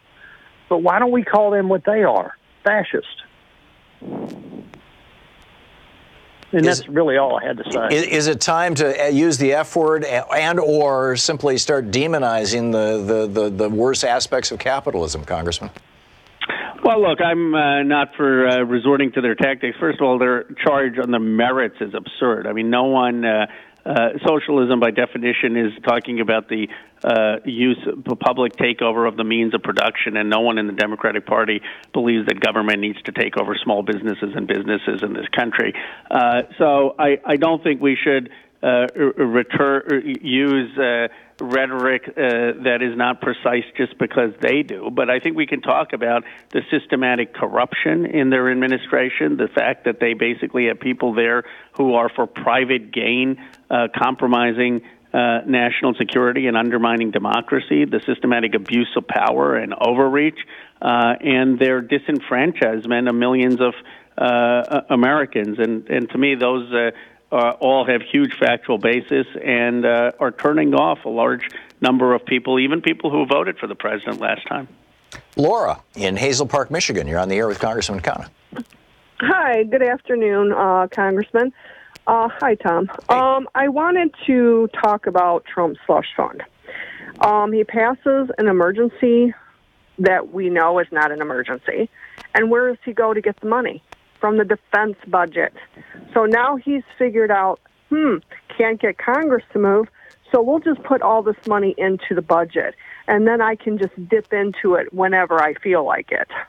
So you're suggesting that his increasing the defense budget beyond what the DOD wants is creating a slush fund for himself? Exactly. Okay, Congressman? And that's what I truly think it is. Yeah, Congressman, your thoughts? You know, I think there's a lot to what the caller has to say in terms of his trying to increase defense and then use it for whatever purpose. I will point out that I think our generals have engaged in almost passive resistance of this president, because the president has asked for a list of projects under the national emergency from the generals, from the Pentagon, saying what money can I redirect from military construction towards building this wall. And everyone knows that's illegal. You cannot redirect money from military construction to domestic projects. It's against the law. And so you have the irony in this country of the Pentagon basically standing up for our Constitution against a civilian elected president. Yeah, it's a remarkable one. We just have 30 seconds until the break here, Congressman. Do you think that the military is actively pushing back, or is this all kind of in the background and they're trying not to irritate Trump? On the border wall and the funding, I think. Yeah. Yeah, I think they're concerned. I mean, I think the case law is so clear, and these are conservative justices as well, that the military cannot enforce domestic law and that they cannot redirect funding for domestic law. What the president is really asking them to do is violate their oath of office and break their constitutional obligations. And so if I were a general or if I were running the Pentagon, I think I'd be concerned about my own reputation, and they're trying to do as much as they can. Look, now that Mattis is no longer there, I'll tell you, when he used to come and talk to Congress, he used to complain, especially when we were behind closed doors, about the president. So I think these folks are in a very difficult situation. Yep.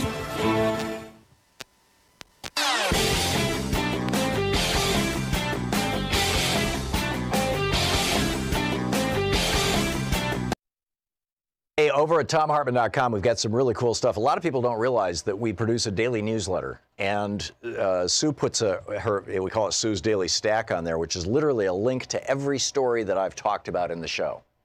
So all the research is right there. It's free. We don't share or sell our subscriber list.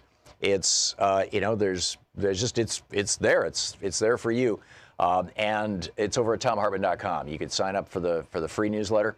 You also can get my big picture take of the day, which is exclusively over at our website at ThomHartmann.com, as well as links to our videos, the book reports we typically do every day, all this stuff and more. It's all there at ThomHartmann.com. So check it out and sign up for our newsletter. I think you'll really enjoy it and appreciate it and find a lot of value there. We put a lot of work into this stuff, and you'll find it all right there on our website at ThomHartmann.com.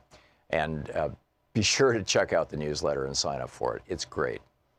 Want to connect with the show online? You can find the Thom Hartmann Program on Facebook, Twitter, and Instagram.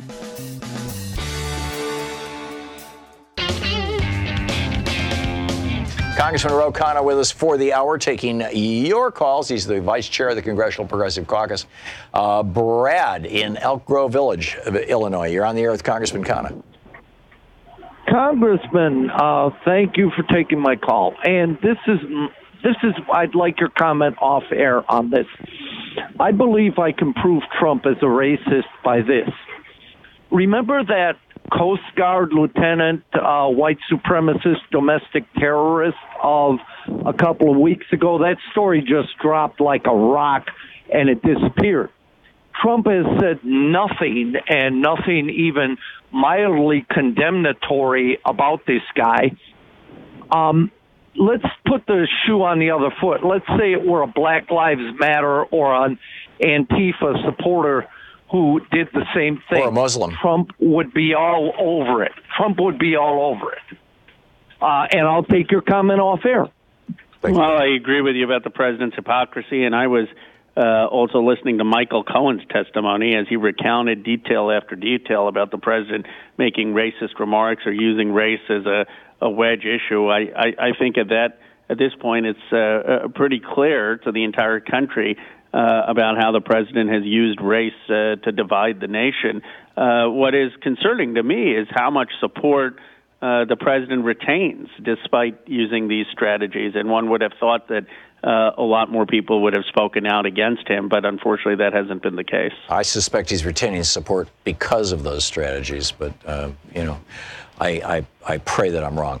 Jill in Green Bay, Wisconsin, you're on the air with Congressman Khanna. Well, hello, gentlemen. I wanted to bring up with the military budget that Trump is proposing, a great way to counter that might be the audit that was done. And I think it was done on the Pentagon that showed tremendous amount of money just vanished. And we need more audits like that. And I'd like to hear what you have to say offline. Thank you. Thank you, man. We need audits, and there's been financial mismanagement, but there has also been a concentration of the defense industry that has jacked up prices on almost every part that is supplied to the military. Elizabeth Warren and I and Tim Ryan did a letter pointing out TransDigm and how calling for an investigation on how they were increasing prices for many of the parts. And there was a report that was just released showing that for almost 95% or more of their parts, they were overcharging systematically. This is a huge issue in the military. Harry Truman basically became president with the Truman Commission when he exposed defense contractors for ripping off the American people at the time during World War II. And I think it's time for something analogous to that Truman Commission where we can look at how defense contractors are profiting at the expense of the American public and ripping off the taxpayer and the military, leading to these bloated budgets. Tarek in Griffin, Georgia. You're on the air with Congressman Khanna. Hey, Rokana, it's really an honor to be speaking with you. First, I want to thank you for giving a light boating speech for Bernie Sanders in one of his rallies. You were like the AOC. A lot of people don't know, but you were like the AOC before AOC was AOC.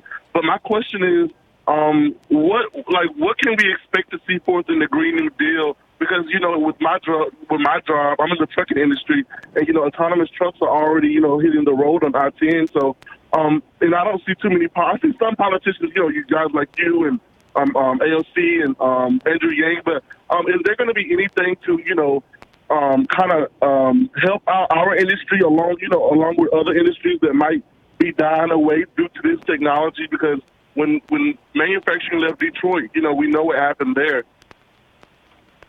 Well, sir, I appreciate it, and I appreciate you raising this issue. We need to have first thoughtful regulation and safety regulation. In my view, as we move towards autonomous vehicles, that doesn't mean we won't still need someone in a truck, particularly to manage the loading and offloading, even if it's being done by a robot, and to make sure that the truck is not malfunctioning. For example, we're on an airplane. When you fly, a lot of the landing and takeoff is automatic. I still am very grateful that we have a pilot there. So I think having safety regulation is important.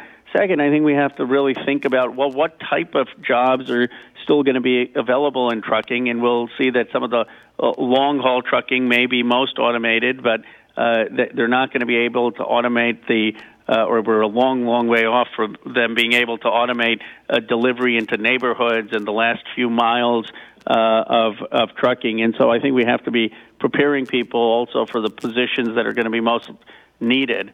But unfortunately, Congress hasn't been really thinking long-term about the regulations and the strategy that's going to be needed. Congressman Ro Khanna is with us for the hour, taking your calls. He represents the 17th District of California in the U.S. House of Representatives. He's the vice chair of the Congressional Progressive Caucus. And you can tweet him at Rep. Ro Khanna. His website, Khanna, KHANNA.house.gov. We'll be back with more of your calls for Congressman Khanna and Congressman. You're listening to the Thom Hartmann Program. Call 202-808-9925. And Congressman, hang on the line. I wanted to speak to you real briefly. We'll be right back with more of your calls for Congressman Khanna.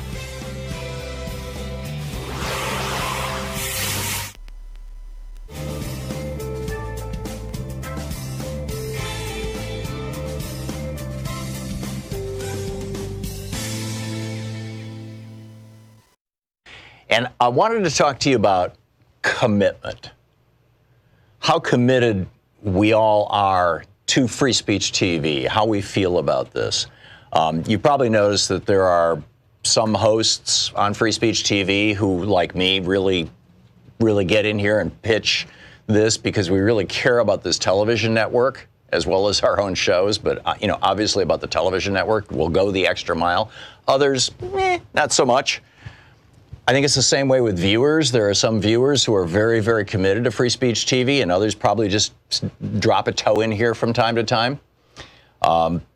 We're very committed here on this program. We've got either 10 or 11 people altogether who work on our staff, and we really make an effort. I mean, I skipped a paycheck for a couple of months at the end of last year, early this year, just so that we could buy a system that would give us a 9-second delay so we could beep out obscenity for free speech TV.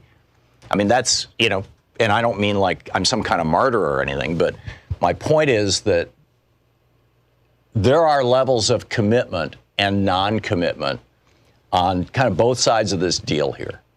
And I'm asking you to be as committed to free speech TV as I believe I am.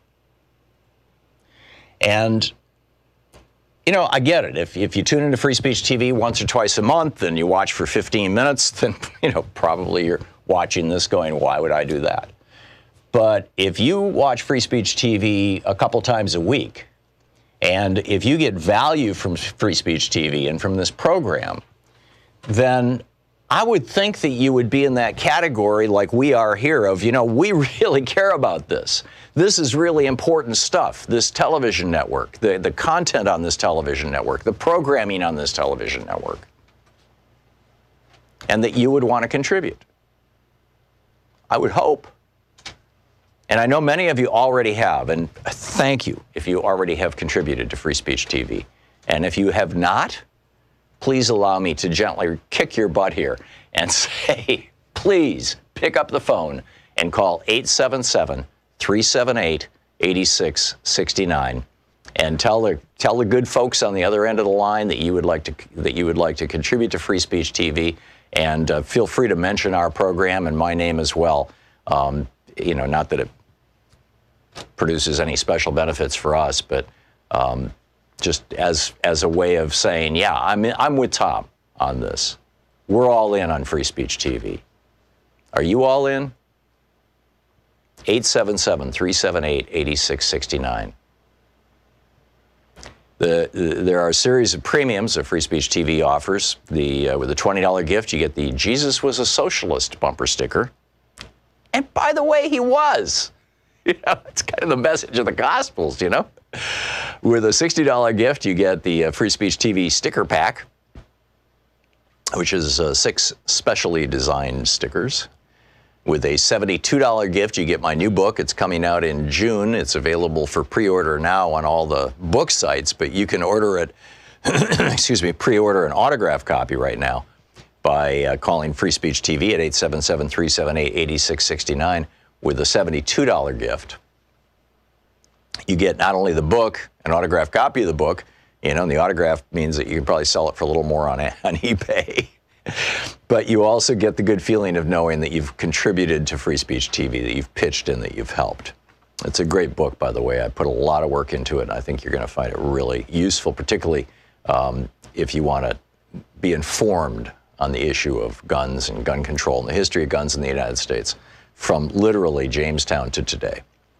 With the $100 gift, you get the Free Speech TV t-shirt with a viewer design. With the $200 gift, the Free Speech TV hoodie with a viewer design. With the $360 gift, you get all of the above, everything I just mentioned, from the Jesus was a Socialist sticker to the other stickers, to the hidden history of guns and the Second Amendment, to the t-shirt, to the hoodie. That's with the $360 gift. And with a $500 gift, we're putting together a webinar on how to deal with basically stress, anxiety, that kind of stuff, resolving fear, anxiety, stress, and trauma.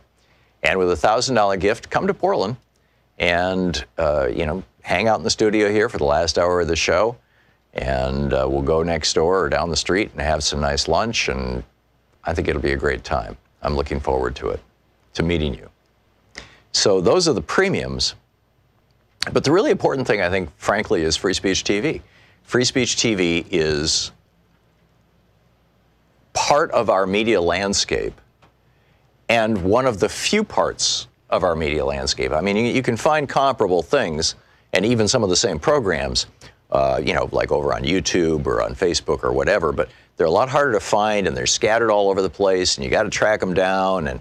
And right here on Free Speech TV, everything is all together in one place, easy to find on the dial. And one of the really cool things is because we're on Dish and Direct, which are widely available across red state America. If you've got Fox viewers in your family, particularly if you live in a rural area in a red state, and you want to deprogram them, counter-program them, tell them to check out Free Speech TV and tell them where to find us. So please call now, 877-378-8669. Please.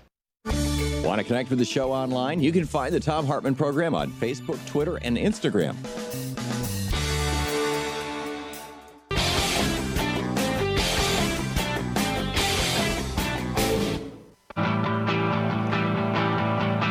And welcome back to Talk Media for the sane among us. It's the Thom Hartmann Program. Online with us for the hour, Congressman Ro Khanna of California, and Vice Chair of the Congressional Progressive Caucus, taking your calls.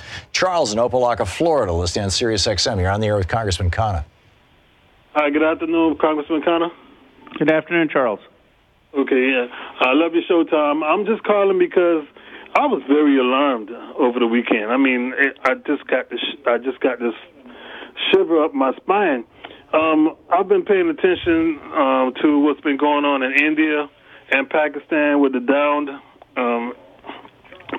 Air Force pilot and him being returned back to India safely. And, this is, what I realized and I didn't understand was, is there some type of campaign going on for Modi to be reelected? Was this something that that they staged, that Donald Trump can also stage for Panama? Because, if his numbers are tanking, is this something that he would do as far as, trying to start something with Panama to bring up his numbers and make him seem like a wartime general? You mean Venezuela, Charles? I'm sorry, Venezuela, yes, please. I'm very nervous about this. I have people that's in the military, and even if those guys aren't related to me, I still feel for them as well. Yeah. Thank you, Charles. Well, Charles, I appreciate the question. Let me address both. It's something I obviously know quite a lot about and care about. My grandfather spent time in Gandhi's independence movement and was part of pre-partition India and Pakistan. He was born in Lahore and then went to India. And he grew up in a tradition in the subcontinent of pluralism. And when Nehru was the first prime minister, of really understanding and respecting different minority perspectives. I think, unfortunately, India has moved into a direction currently of sectarianism and nationalism in its politics, fueled in some parts by Modi. And while the politics of the area are very complicated and the conflict with Pakistan, I don't think Modi is helping the situation. And it very well may be that he's appealing to nationalism prior to the election. The same thing, I think, the analogy is very appropriate with Venezuela, where Trump has basically outsourced policy to Rubio in Florida, because of the Venezuelan American population and his hopes for the 2020 election. And here you have a situation where our intervention is only going to make things worse. I mean, put aside one's views on Maduro, and I think Maduro has been guilty of a lot of failed policies and has violated human rights. But when the United States goes and tries to intervene and appoint the Speaker of the House or declare that the Speaker of the House, Guaido, is the new president, that only inflames the Maduro base and allows Maduro to go to people and be even stronger. And so both the Trump policy is counterproductive, and it's being driven by domestic politics. David in Naugatuck, Connecticut. Am I saying that right, David? Yes. You're on the air with Congressman Khanna. Hi, Congressman Khanna, and thank you for serving in Congress. Thank you. Your explanation a couple weeks ago about the Microsoft trust busting 20 years ago has motivated my call today. Because I think you're one of the smartest people in Congress. President FDR said when he passed Social Security that it was aggressive tax on labor, but he did it for political reasons. Today, if you count FICA, Medicare, and state and workman's comp and all that, labor is taxed at 10%, while a machine you don't even have to pay for with depreciation rules for a year and a half. It just doesn't seem to me that with mechanization, AI, and automation coming online, that workers should be more expensive than machines. Well, I didn't catch your name, sir, but I appreciate your point very, very much, because you're absolutely right. Our tax code right now is favoring capital expenditure over human expenditure, and at a time when we should be doing exactly the opposite, where you have automation and the returns of capital are higher than ever. Why is it that, as you point out, we have tax breaks for depreciation, but we don't have tax incentives for corporations to invest in the education or workforce development or child care of their employees? It's a total misalignment of incentives favoring capital over labor. And your point on the Microsoft case, I mean, that's a case where I tell people if you wouldn't have had Google if you didn't have the Microsoft antitrust case. Microsoft, very simply put, basically wanted everyone in this country to use Internet Explorer as a web browser. And if they had done that, and if you didn't have Netscape and other competing web browsers, the next step would have been that every web browser would have had Bing search in it. And all of us would have been using a computer that had Windows, Internet Explorer as our browser, and Bing search. And you would never have had Google. But Joe Klein and the antitrust division said, you can't do that, Microsoft. You can't force people to buy a particular browser just because they're buying your Windows. And we need now to make sure that for the new startups that you don't have companies being able to privilege their own platforms, and that requires strong antitrust enforcement. I think it was David stimulated a thought in my mind. If you've got a factory with 100 employees and you bring in a robot to do the work of 10 of them, right? You now have 10 fewer people paying into Medicare and Social Security. Why not have the robot pay 10 times every year what those people would have paid into Medicare and Social Security? Well, it's not just you, Tom, or David who has that idea. Bill Gates has said that we ought to be taxing robots at some level, which makes up for that kind of expense. And I don't know what the appropriate level is, but one can make an argument, and certainly one should make an argument that you shouldn't get a depreciation for the robot. I mean, the irony right now is if you bring in a robot to replace people, you could probably write that off as a sort of a capital expenditure where you don't get that incentive for any investment in workers. Right. Amen. George in Alsip, Illinois. George, you're on the air with Congressman Ro Khanna. Thanks, Tom. Thank you, Congressman, for taking my call. Before I get to my point, one of the ironies of listening to radio in Chicago is that we can hear the brilliant Congressman Ro Khanna with Tom, but we also have a longtime conservative broadcaster on the radio here named Ro Khan. That's weird. A points apart point of view. Anyway, what I wanted to ask is this. Tom has done a great service to his longtime listenership by regularly educating us on the invidious 2006 Postal Accountability and Enhancement Act, and the fact that the post office for 10 years or more would have been in the black without this legislation. What I'd like to know is that act still in effect? And if it is, what are the Democrats going to do about repealing it? And if it isn't, what are they going to do about moving all the money that was sequestered into long-term postal retirement and repurposing it for the post office to use for other purposes?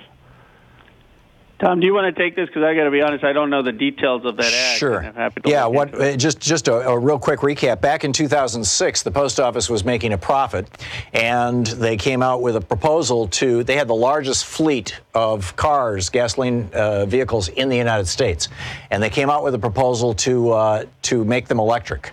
And the Republicans freaked out and passed this law that says that the post office has to set aside $5 billion a year, every year for the next decade. I think it was passed through budget reconciliation. $5 billion a year, every year for the next 10 years, for the retirement benefits of postal workers who will retire 75 years from now. So literally it was for people who had not yet even been born. And the whole reason was to starve the post office so they couldn't do this electric vehicle fleet, in my opinion. And that, I thought, ended in 2017. But I understand that it got revived, and I'm not sure how or why. So I don't know the answer to the second half of the question myself. I'm sorry. Well, I'm going to have our staff look into it, because that is ridiculous if they were going to disincentivize the post office from investing in electric vehicles. I mean, if anything, we need to do more of that, and we only have 1% of our fleet as electric vehicles. With the cost of lithium-ion battery going down, we should be investing far more. It shouldn't be that the largest electric vehicle manufacturers are all in China, which is currently the case. I mean, we're in a green energy race competitively as other people figure out that the economics mean that you're going to have alternatives to coal and oil, and America should be winning that. It makes perfect sense that we would want our post office or military to be leading in investments in that. So I will have my staff look into that and see if any repeal is needed. Thank you, Congressman. We have, by the way, in this hour at this time, there's a hard break at 44:55, which is 30 seconds from now. What do you think about incentives in general? How do we electrify our transportation system in 30 seconds or less? One bill I'm working on with Ed Markey says if you're going to have a tax refund for an electric vehicle, make it at the point of purchase, so it's not just for tax credits, and make it linked to domestic manufacturing. So you could put people at GM back to work to make electric SUVs if it's at the point of purchase and it is linked to domestic manufacturing. That's just one example, but I think there are a whole host of other similar policies we could have. Yeah, amen. It's crazy that we're subsidizing the fossil fuel industry to the tune of hundreds of billions of dollars a year, including as part of our military budget, and we're not subsidizing the things that will save us, literally. Congressman Ro Khanna is with us taking your calls for the hour. His website is Khanna, KHANNA.house.gov. He is the vice chair of the Congressional Progressive Caucus. You can tweet him at Rep. Ro Khanna. You're listening to Thom Hartmann. Visit ThomHartmann.com for audio and video archives. And Ro is R-O. That's R-O, Khanna. Rep. Ro Khanna is the Twitter handle. We'll be right back.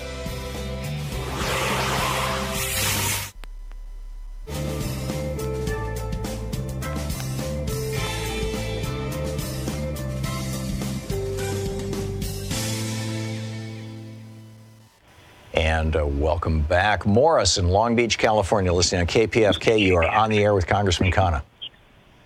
Congressman, you are a very bright man.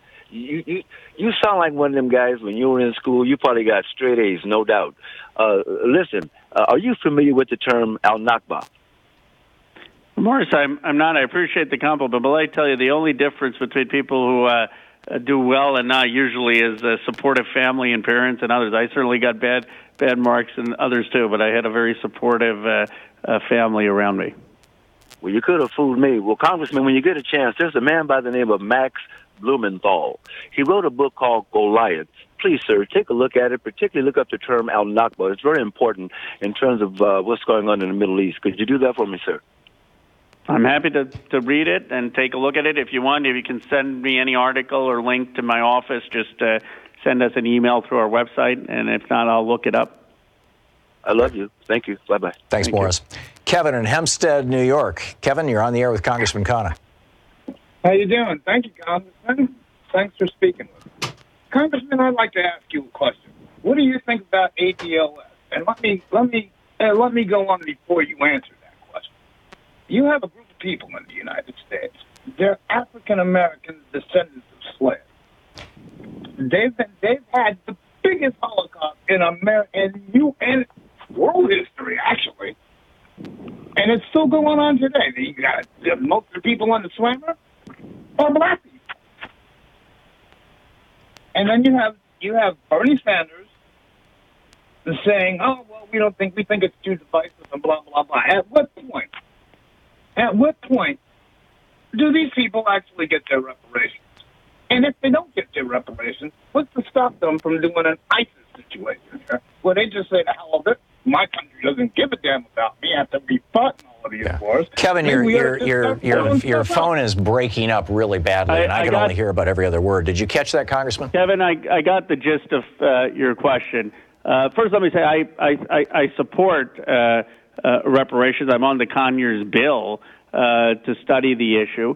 The question is, what form should reparations look like? I mean, what Senator Sanders has said is one form is doing what Jim Clyburn wants, which is making sure that most of the federal resources, at least a significant chunk of the federal resources, 10%, are going to communities with systematic poverty to invest in education and infrastructure and healthcare, and those communities happen to be significantly African American. Another form could be supporting the HBCUs.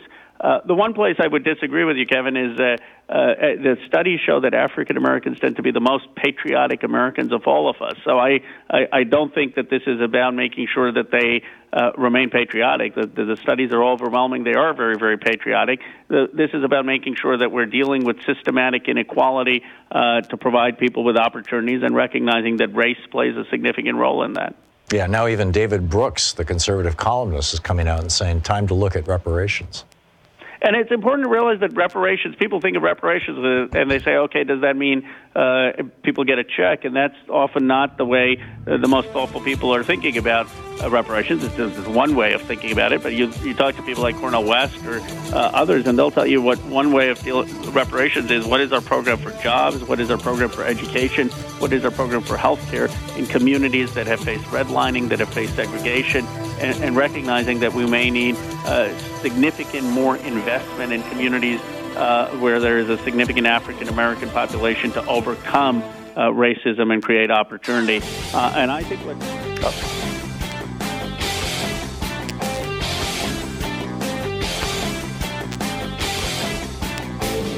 Hey, Tom. Hey, over at ThomHartmann.com, we've got some really cool stuff. A lot of people don't realize that we produce a daily newsletter, and Sue puts we call it Sue's Daily Stack on there, which is literally a link to every story that I've talked about in the show. So all the research is right there. It's free. We don't share or sell our subscriber list. It's there's just it's there. It's there for you. And it's over at ThomHartmann.com. You can sign up for the free newsletter. You also can get my big picture take of the day, which is exclusively over at our website at ThomHartmann.com, as well as links to our videos, the book reports we typically do every day, all this stuff and more. It's all there at ThomHartmann.com. So check it out and sign up for our newsletter. I think you'll really enjoy it and appreciate it and find a lot of value there. We put a lot of work into this stuff. And you'll find it all right there on our website at ThomHartmann.com. And be sure to check out the newsletter and sign up for it. It's great. Want to connect with the show online? You can find the Thom Hartmann Program on Facebook, taking your calls Instagram. For the hour. And Bob in Alliance, Ohio. Hey, Bob, you're on the air with Congressman Khanna. Hello, Congressman. Hi, Bob. I'd like to know this money that Trump supposedly got from FEMA for damages to his place down in Florida. Is Congress going to go after him and try to recover that money since they've said that there was not enough damage to qualify for the amount that he got. And if they do recover it, they'll make sure money gets sent where it's supposed to go? Well, Bob, I think Congress should certainly look into that, along with a host of other conflicts of interest and financial mismanagement issues that this administration has had. But the bigger point, in my view, is why is it that FEMA's response has been so inadequate when it comes to Puerto Rico, and you have people there who are literally still facing malnutrition, lack of electricity, lack of education, and we aren't doing anything. So my focus is on making sure that FEMA is responding appropriately to the crisis there. Les in Puyallup, Washington. Les, you're on the air with Congressman Khanna. Yes. Hi, thank you. I was caught a little segment of Democracy Now!, and they were discussing the detainment and harassment of reporters and lawyers who are working with the immigrants trying to seek asylum. So consequently, they're spying on them and detaining them at the border. Do you know anything about it? Well, it wouldn't surprise me. I mean, this administration has had a policy of intentional cruelty.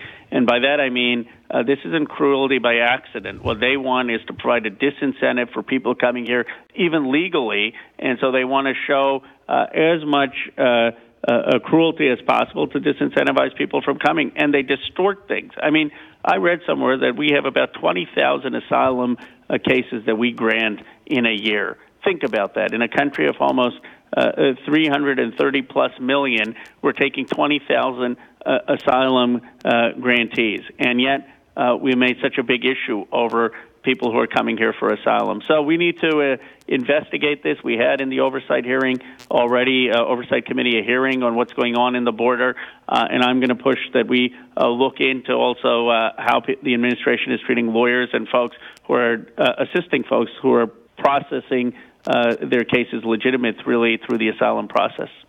Dennis in Alexandria, Virginia. You're on the air with Congressman Khanna.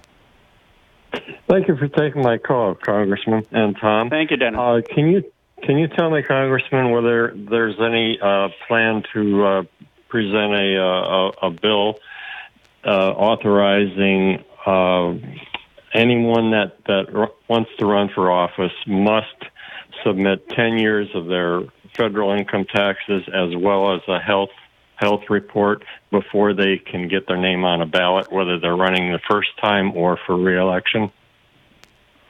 Well, I certainly support the taxes. I think, and I certainly support it at the presidential level. I'm happy to support it at the congressional level. I mean, the irony is an individual can go and find out more about me or my family's financial assets and financial condition than they can about the President of the United States. I mean, members of Congress and senators have to fill out long forms of every financial part of our background.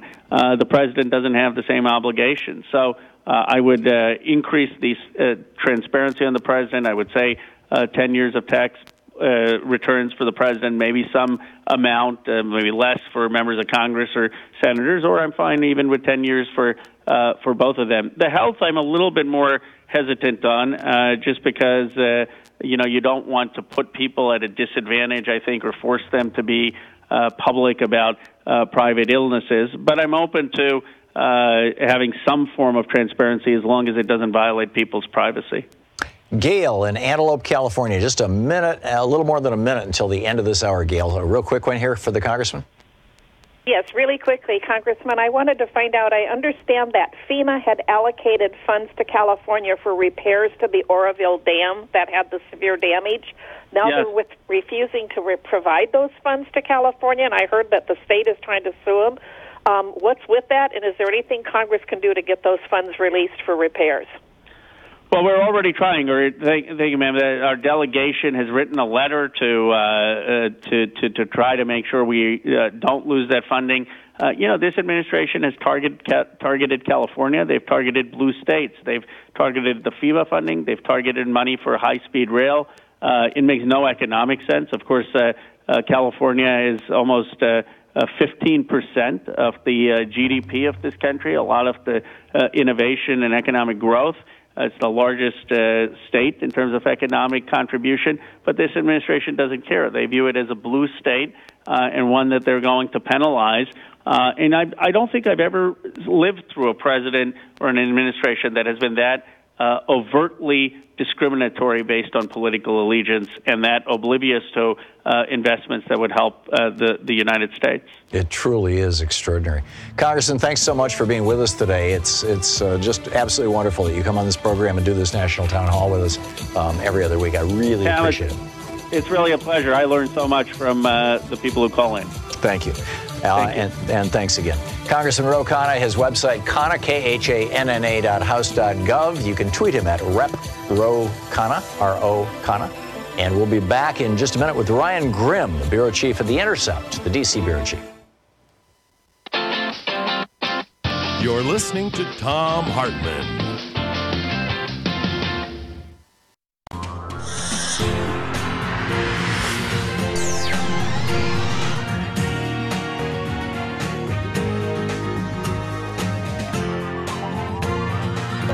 We say fight back!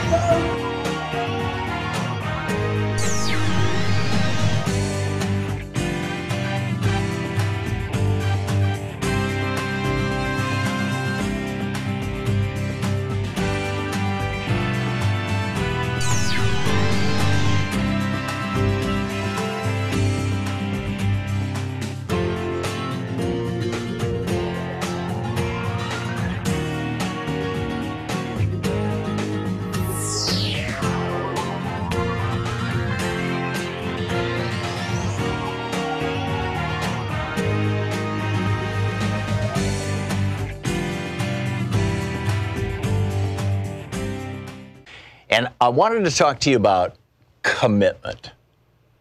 How committed we all are to free speech TV, how we feel about this. You probably noticed that there are some hosts on free speech TV who, like me, really get in here and pitch this because we really care about this television network as well as our own shows. But, obviously about the television network, we'll go the extra mile.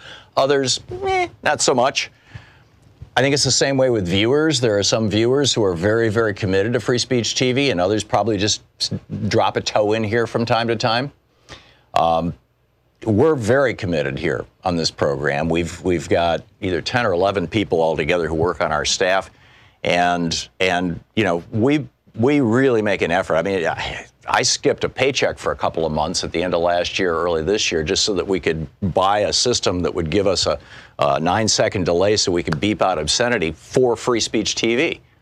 I mean, that's, and I don't mean like I'm some kind of martyr or anything, but my point is that there are levels of commitment and non-commitment on kind of both sides of this deal here.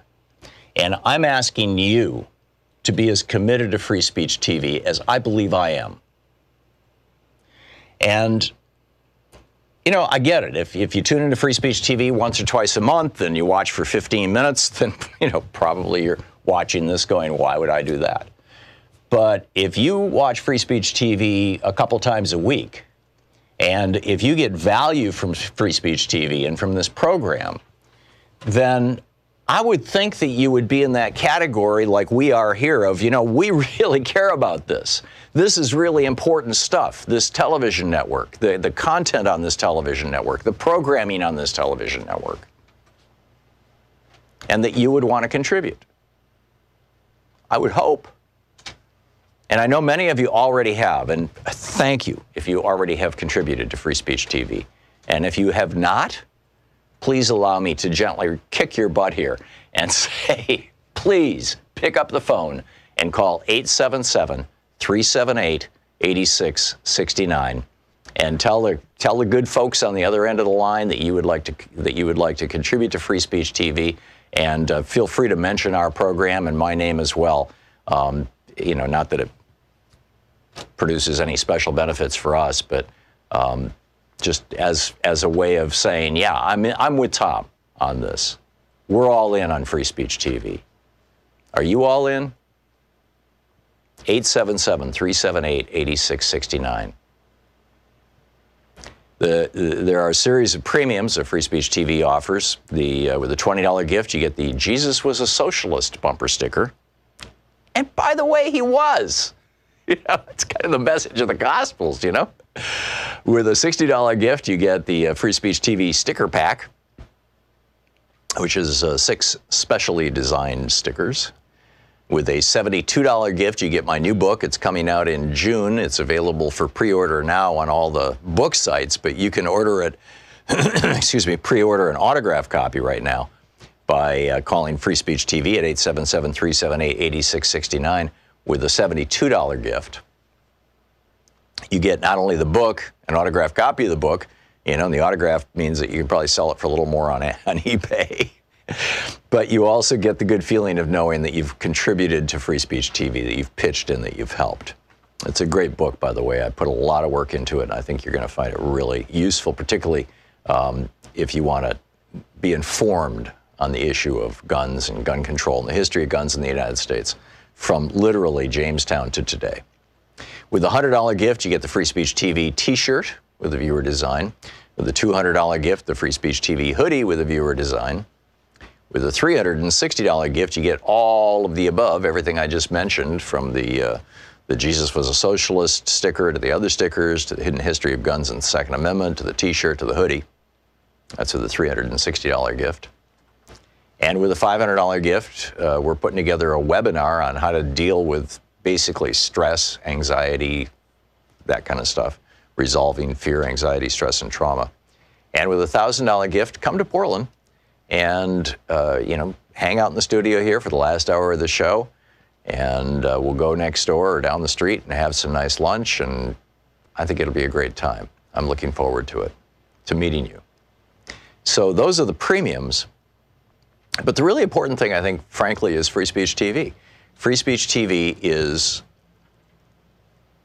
part of our media landscape and one of the few parts of our media landscape. I mean, you can find comparable things and even some of the same programs, like over on YouTube or on Facebook or whatever, but they're a lot harder to find and they're scattered all over the place and you got to track them down.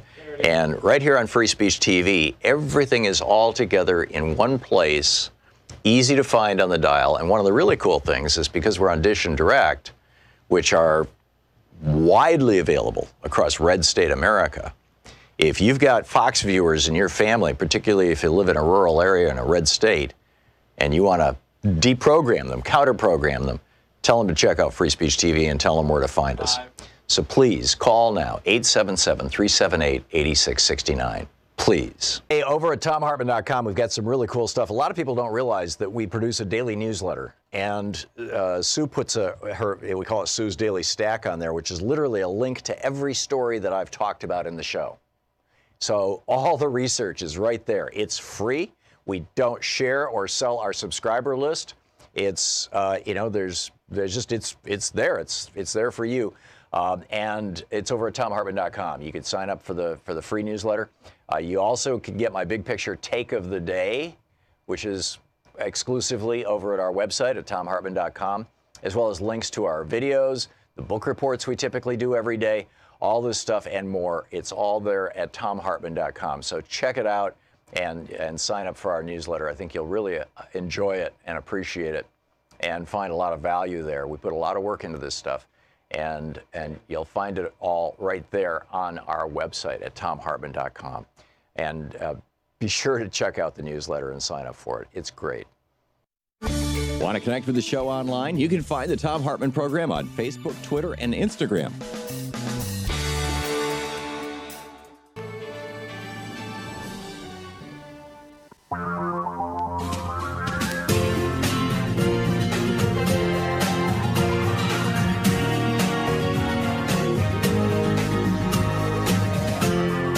This is the Thom Hartmann Program.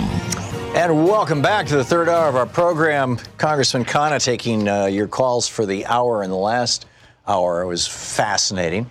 On the line with us right now is Ryan Grim. He is the D.C. Bureau Chief of The Intercept, the co-founder of Strong Arm Press, co-publisher and author of the Mueller Papers.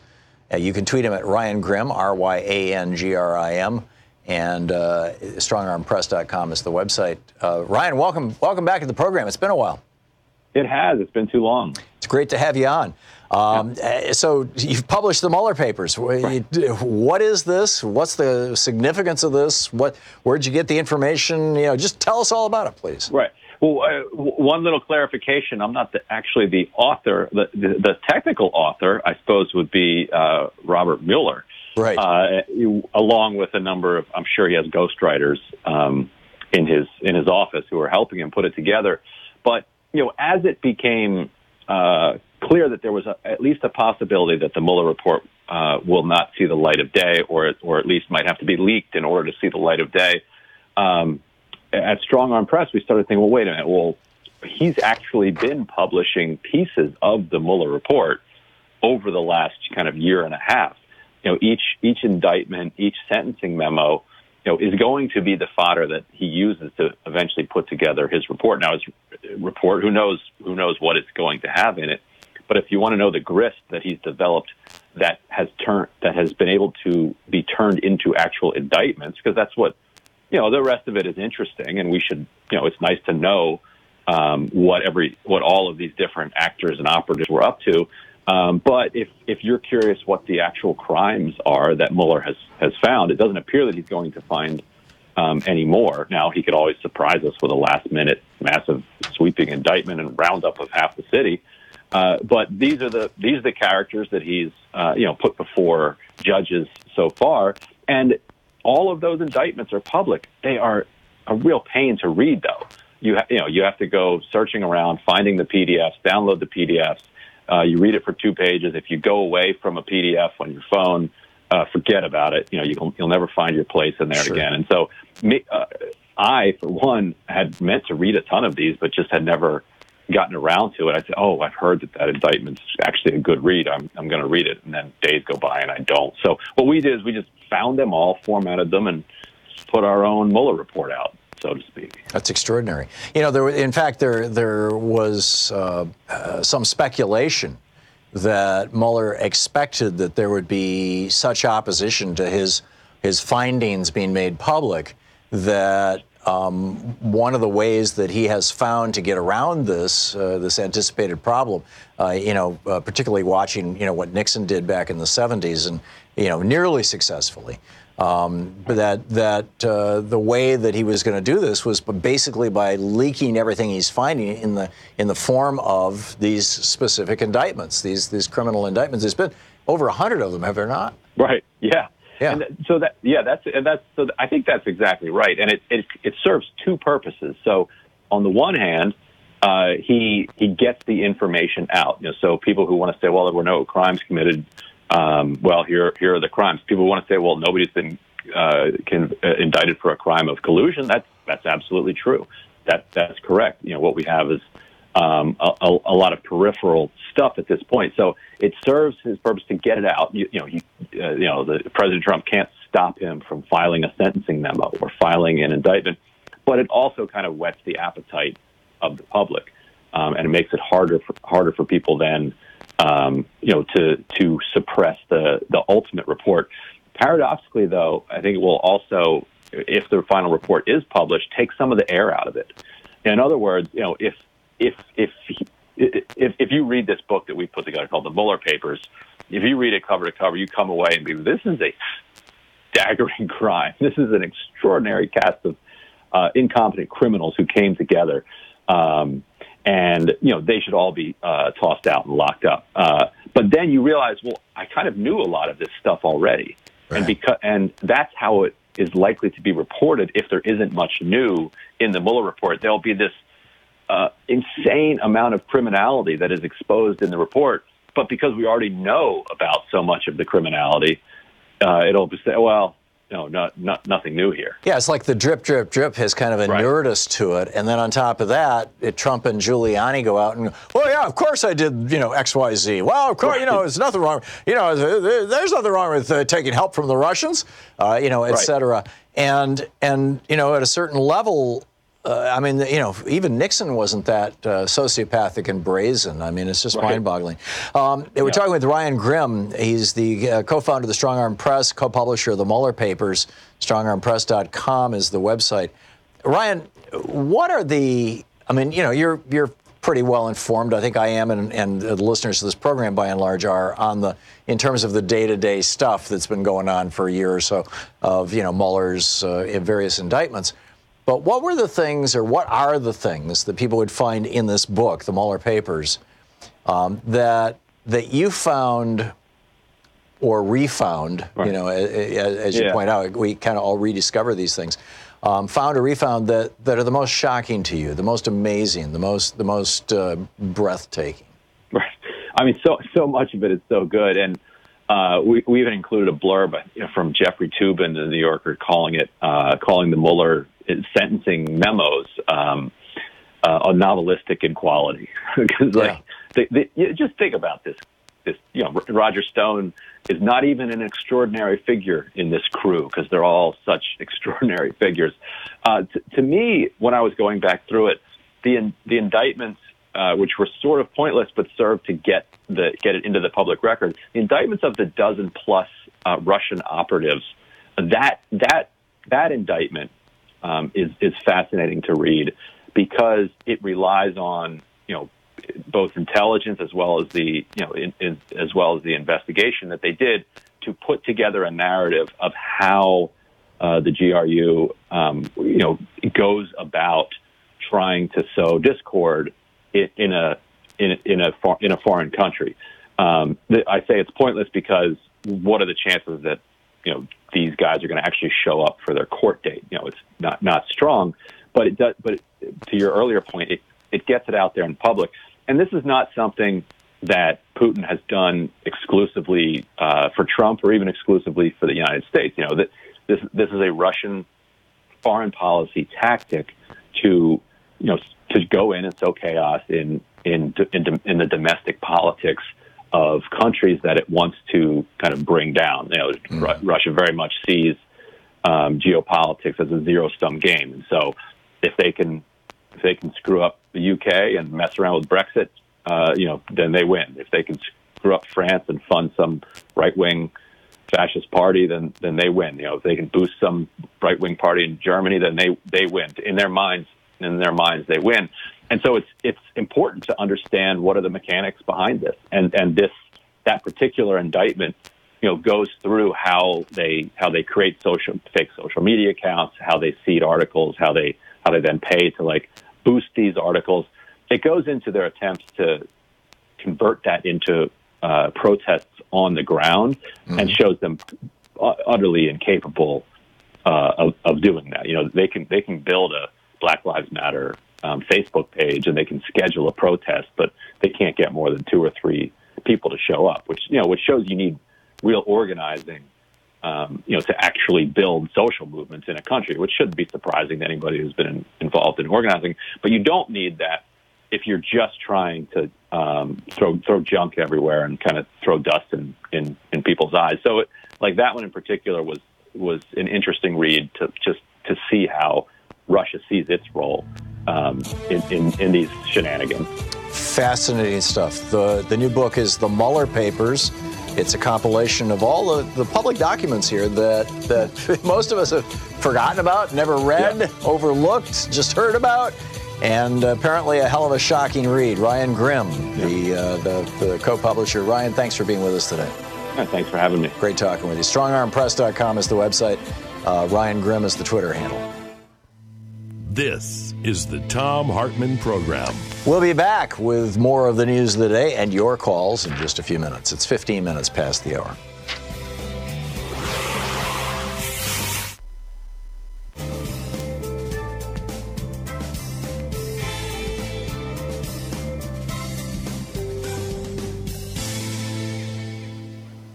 And welcome back. Joe in Olympia, Washington. Hey, Joe, what's on your mind? Thanks for watching us on YouTube.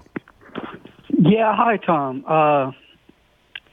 What's been on my mind for a while, and I just wanted to get this out into the mix, is, in 2020, Koch Industries is going to run this Trump's campaign on the word socialism.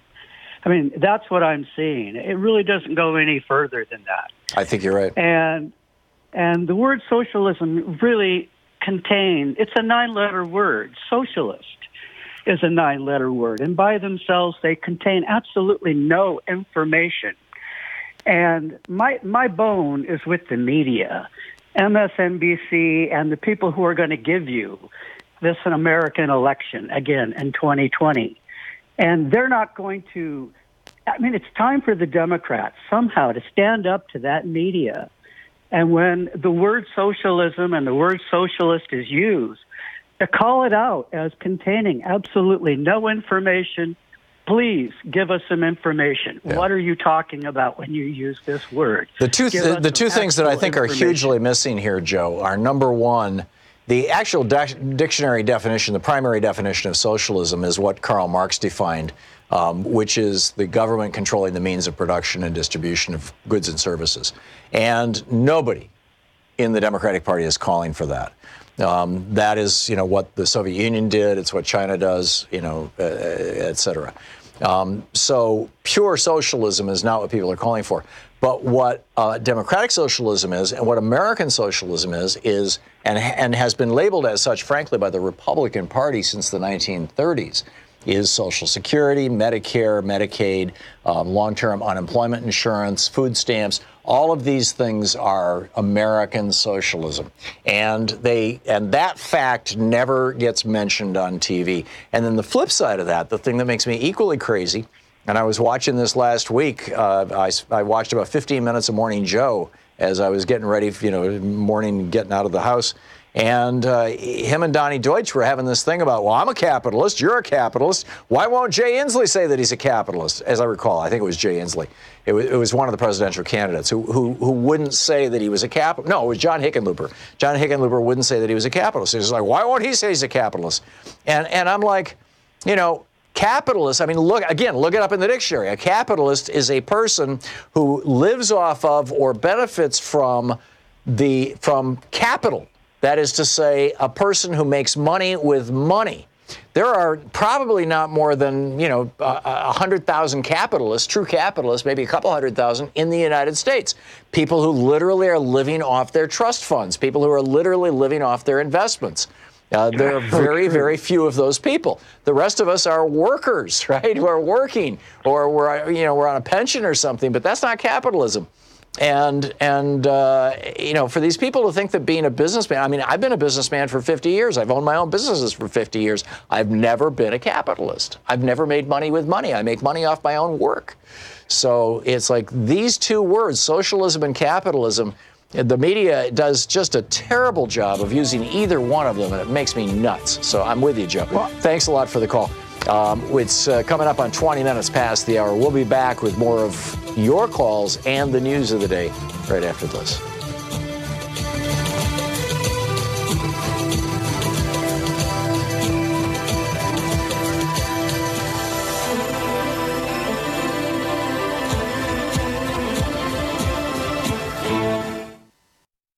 Over at ThomHartmann.com, we've got some really cool stuff. A lot of people don't realize that we produce a daily newsletter, and Sue puts we call it Sue's Daily Stack on there, which is literally a link to every story that I've talked about in the show. So all the research is right there. It's free. We don't share or sell our subscriber list. It's there's just it's there. It's there for you. And it's over at ThomHartmann.com. You can sign up for the free newsletter. You also can get my big picture take of the day, which is exclusively over at our website at ThomHartmann.com, as well as links to our videos, the book reports we typically do every day, all this stuff and more. It's all there at ThomHartmann.com. So check it out and sign up for our newsletter. I think you'll really enjoy it and appreciate it and find a lot of value there. We put a lot of work into this stuff. And you'll find it all right there on our website at ThomHartmann.com. And be sure to check out the newsletter and sign up for it. It's great. Want to connect with the show online? You can find the Thom Hartmann Program on Facebook, Twitter, and Instagram.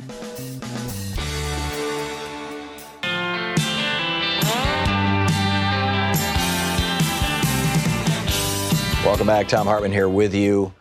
We have covered so much territory today. Congressman Ro Khanna, of course, the whole last hour, all kinds of topics that he opened up for us.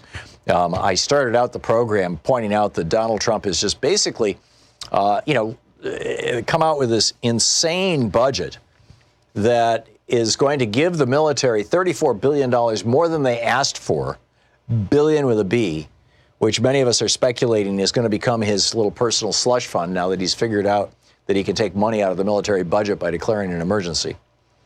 And $2.7 trillion in cuts to social safety net programs over the next decade. Donald Trump, who tweeted during the campaign that he was the only Republican who pledged not to cut Medicaid, is proposing to cut $1.1 trillion from Medicaid. So if you're on Medicaid, or you know anybody who is on Medicaid, or you think that someday when you are in your later years and you may need to go to a nursing home or something, or hospice care, those are typically covered by Medicaid, get ready, because Donald Trump wants to take $1 trillion out of Medicaid, which is going to, in all probability, come out of your hide. This is after he just took $1.5 trillion, borrowed it from our grandchildren, and gave it to the richest 1/100th of 1% of Americans and the big corporations. He wants to cut $327 billion from anti-poverty programs. He wants to cut $207 billion out of student loan programs, make Betsy DeVos very, very happy. And he wants to cut $200 billion from the federal retirement and postal service programs. This is mind-boggling, right? $2 trillion that he wants to cut, while he is increasing the Pentagon budget by $34 billion a year to over $700 and some odd billion dollars. And the question I was asking, Eugene Robinson wrote a piece a couple of days ago for the Washington Post, in which he said, and I quote, "He apparently believes his loyal supporters are the dumbest, most gullible people on earth. We'll see if he's right," he being Donald Trump. Harry Truman back in the day talked about this as well. And Harry Truman had some very specific words to tell us about the Republican Party. Here's the clip. Been studying the Republican Party for over 12 years at close hand in the capital of the United States. And by this time, I have discovered where the Republicans stand on most of the major issues. Since they won't tell you themselves, I'm going to tell you. They approve the American farmer, but they're willing to help him go broke. They stand four square for the American home, but not for housing. They are strong for labor, but they are stronger for restricting labor's rights. They favor a minimum wage. The smaller the minimum, the better. They endorse educational opportunity for all, but they won't spend money for teachers or for schools. They think modern medical care and hospitals are fine for people who can afford them. They approve of Social Security benefits, so much so that they took them away from almost 1 million people. So there you go, Harry Truman, Yeah, what did he say? They say I'm giving them hell. Actually, I tell the truth and they think it's hell. And that's exactly what he did. But I mean, the bigger point, that was 1948. I was not even alive in 1948, and odds are you weren't either. And Harry Truman had the number of the Republican Party, and here we are today, and it's the exact same scam. They're still running this scam. They are the party of the rich and powerful, pretending to be the power of the working person, or the party of the working person, excuse me. And as I pointed out, Eugene Robinson is saying, Trump is campaigning, promises made, promises kept. I don't recall Mexico building the wall. In fact, I don't recall the wall even being built. Our trade deficit in goods is up at all-time high, $891 billion. Our deficit with China is a record $419 billion. He said he was going to denuclearize North Korea. Instead, Kim Jong-un ate his lunch, made a fool of him. He said he was going to revamp the Affordable Care Act, and we'd all have better health care than before, and it'll cost less, and everybody would have it. No, that was a lie. He promised he was going to drain the swamp in Washington, D.C., and so he puts a coal lobbyist in charge of the EPA and an oil lobbyist in charge of Interior, and in his cabinet he's got a billionaire like Wilbur Ross, who Forbes magazine called a grifter, who ran an offshore bank that was laundering money for oligarchs around the world. He puts a billionaire, Betsy DeVos, the owner of 10 yachts, on his, she's from Michigan, her foundation, pushing private for-profit charter schools in Michigan so heavily, so aggressively, that about half of the schools in Michigan now are no longer public schools, and Michigan's public schools are in crisis. I mean, he has assembled a cabinet of grifters, and then Rick Perry in charge of our nuclear weapons. I mean, putting dumb people basically in charge of literally rocket science.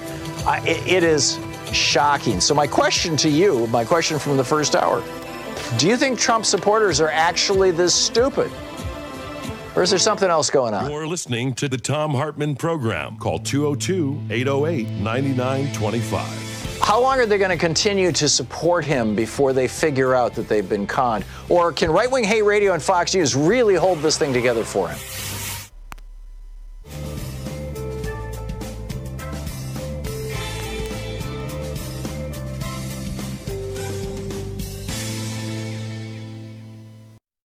And I wanted to talk to you about commitment. How committed we all are to free speech TV, how we feel about this. You probably noticed that there are some hosts on free speech TV who, like me, really get in here and pitch this because we really care about this television network as well as our own shows. But, obviously about the television network, we'll go the extra mile. Others, not so much. I think it's the same way with viewers. There are some viewers who are very, very committed to free speech TV, and others probably just drop a toe in here from time to time. We're very committed here on this program. We've got either 10 or 11 people altogether who work on our staff, and we really make an effort. I mean, I skipped a paycheck for a couple of months at the end of last year, early this year, just so that we could buy a system that would give us a 9-second delay so we could beep out obscenity for free speech TV. I mean, that's, and I don't mean like I'm some kind of martyr or anything, but my point is that there are levels of commitment and non-commitment on kind of both sides of this deal here.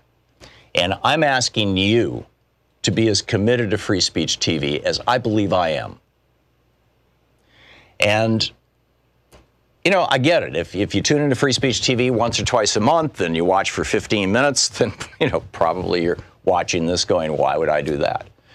But if you watch free speech TV a couple times a week, and if you get value from free speech TV and from this program, then I would think that you would be in that category like we are here of, we really care about this.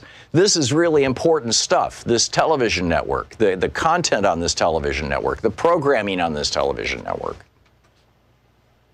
and that you would want to contribute. I would hope. And I know many of you already have, and thank you if you already have contributed to Free Speech TV. And if you have not, please allow me to gently kick your butt here and say, please pick up the phone and call 877-378-8669 and tell the good folks on the other end of the line that you would like to contribute to Free Speech TV, and feel free to mention our program and my name as well. Not that it produces any special benefits for us, but just as a way of saying, yeah, I'm with Tom on this. We're all in on Free Speech TV. Are you all in? 877-378-8669. There are a series of premiums that Free Speech TV offers. With a $20 gift, you get the Jesus Was a Socialist bumper sticker. And by the way, he was.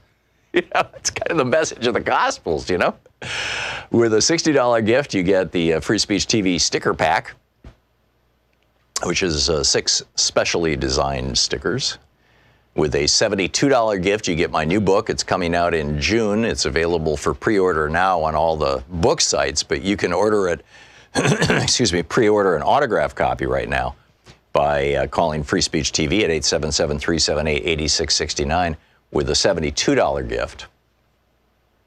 You get not only the book, an autographed copy of the book, and the autograph means that you can probably sell it for a little more on eBay. But you also get the good feeling of knowing that you've contributed to Free Speech TV, that you've pitched in, that you've helped.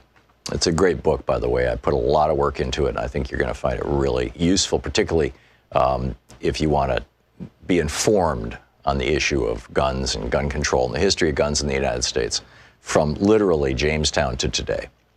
With a $100 gift, you get the Free Speech TV t-shirt with a viewer design. With a $200 gift, the Free Speech TV hoodie with a viewer design. With a $360 gift, you get all of the above, everything I just mentioned, from the Jesus Was a Socialist sticker to the other stickers, to the hidden history of guns and the Second Amendment, to the t-shirt, to the hoodie. That's with a $360 gift. And with a $500 gift, we're putting together a webinar on how to deal with basically stress, anxiety, that kind of stuff, resolving fear, anxiety, stress, and trauma. And with a $1,000 gift, come to Portland and, hang out in the studio here for the last hour of the show. And we'll go next door or down the street and have some nice lunch. And I think it'll be a great time. I'm looking forward to it, to meeting you. So those are the premiums. But the really important thing, I think, frankly, is Free Speech TV. Free Speech TV is part of our media landscape and one of the few parts of our media landscape. I mean, you can find comparable things and even some of the same programs, like over on YouTube or on Facebook or whatever, but they're a lot harder to find and they're scattered all over the place and you got to track them down. And right here on Free Speech TV, everything is all together in one place, easy to find on the dial. And one of the really cool things is because we're on Dish and Direct, which are widely available across red state America, if you've got Fox viewers in your family, particularly if you live in a rural area in a red state, and you want to deprogram them, counter-program them, tell them to check out Free Speech TV and tell them where to find us. So please call now, 877-378-8669. Please. Want to connect with the show online? You can find the Thom Hartmann Program on Facebook, Twitter, and Instagram.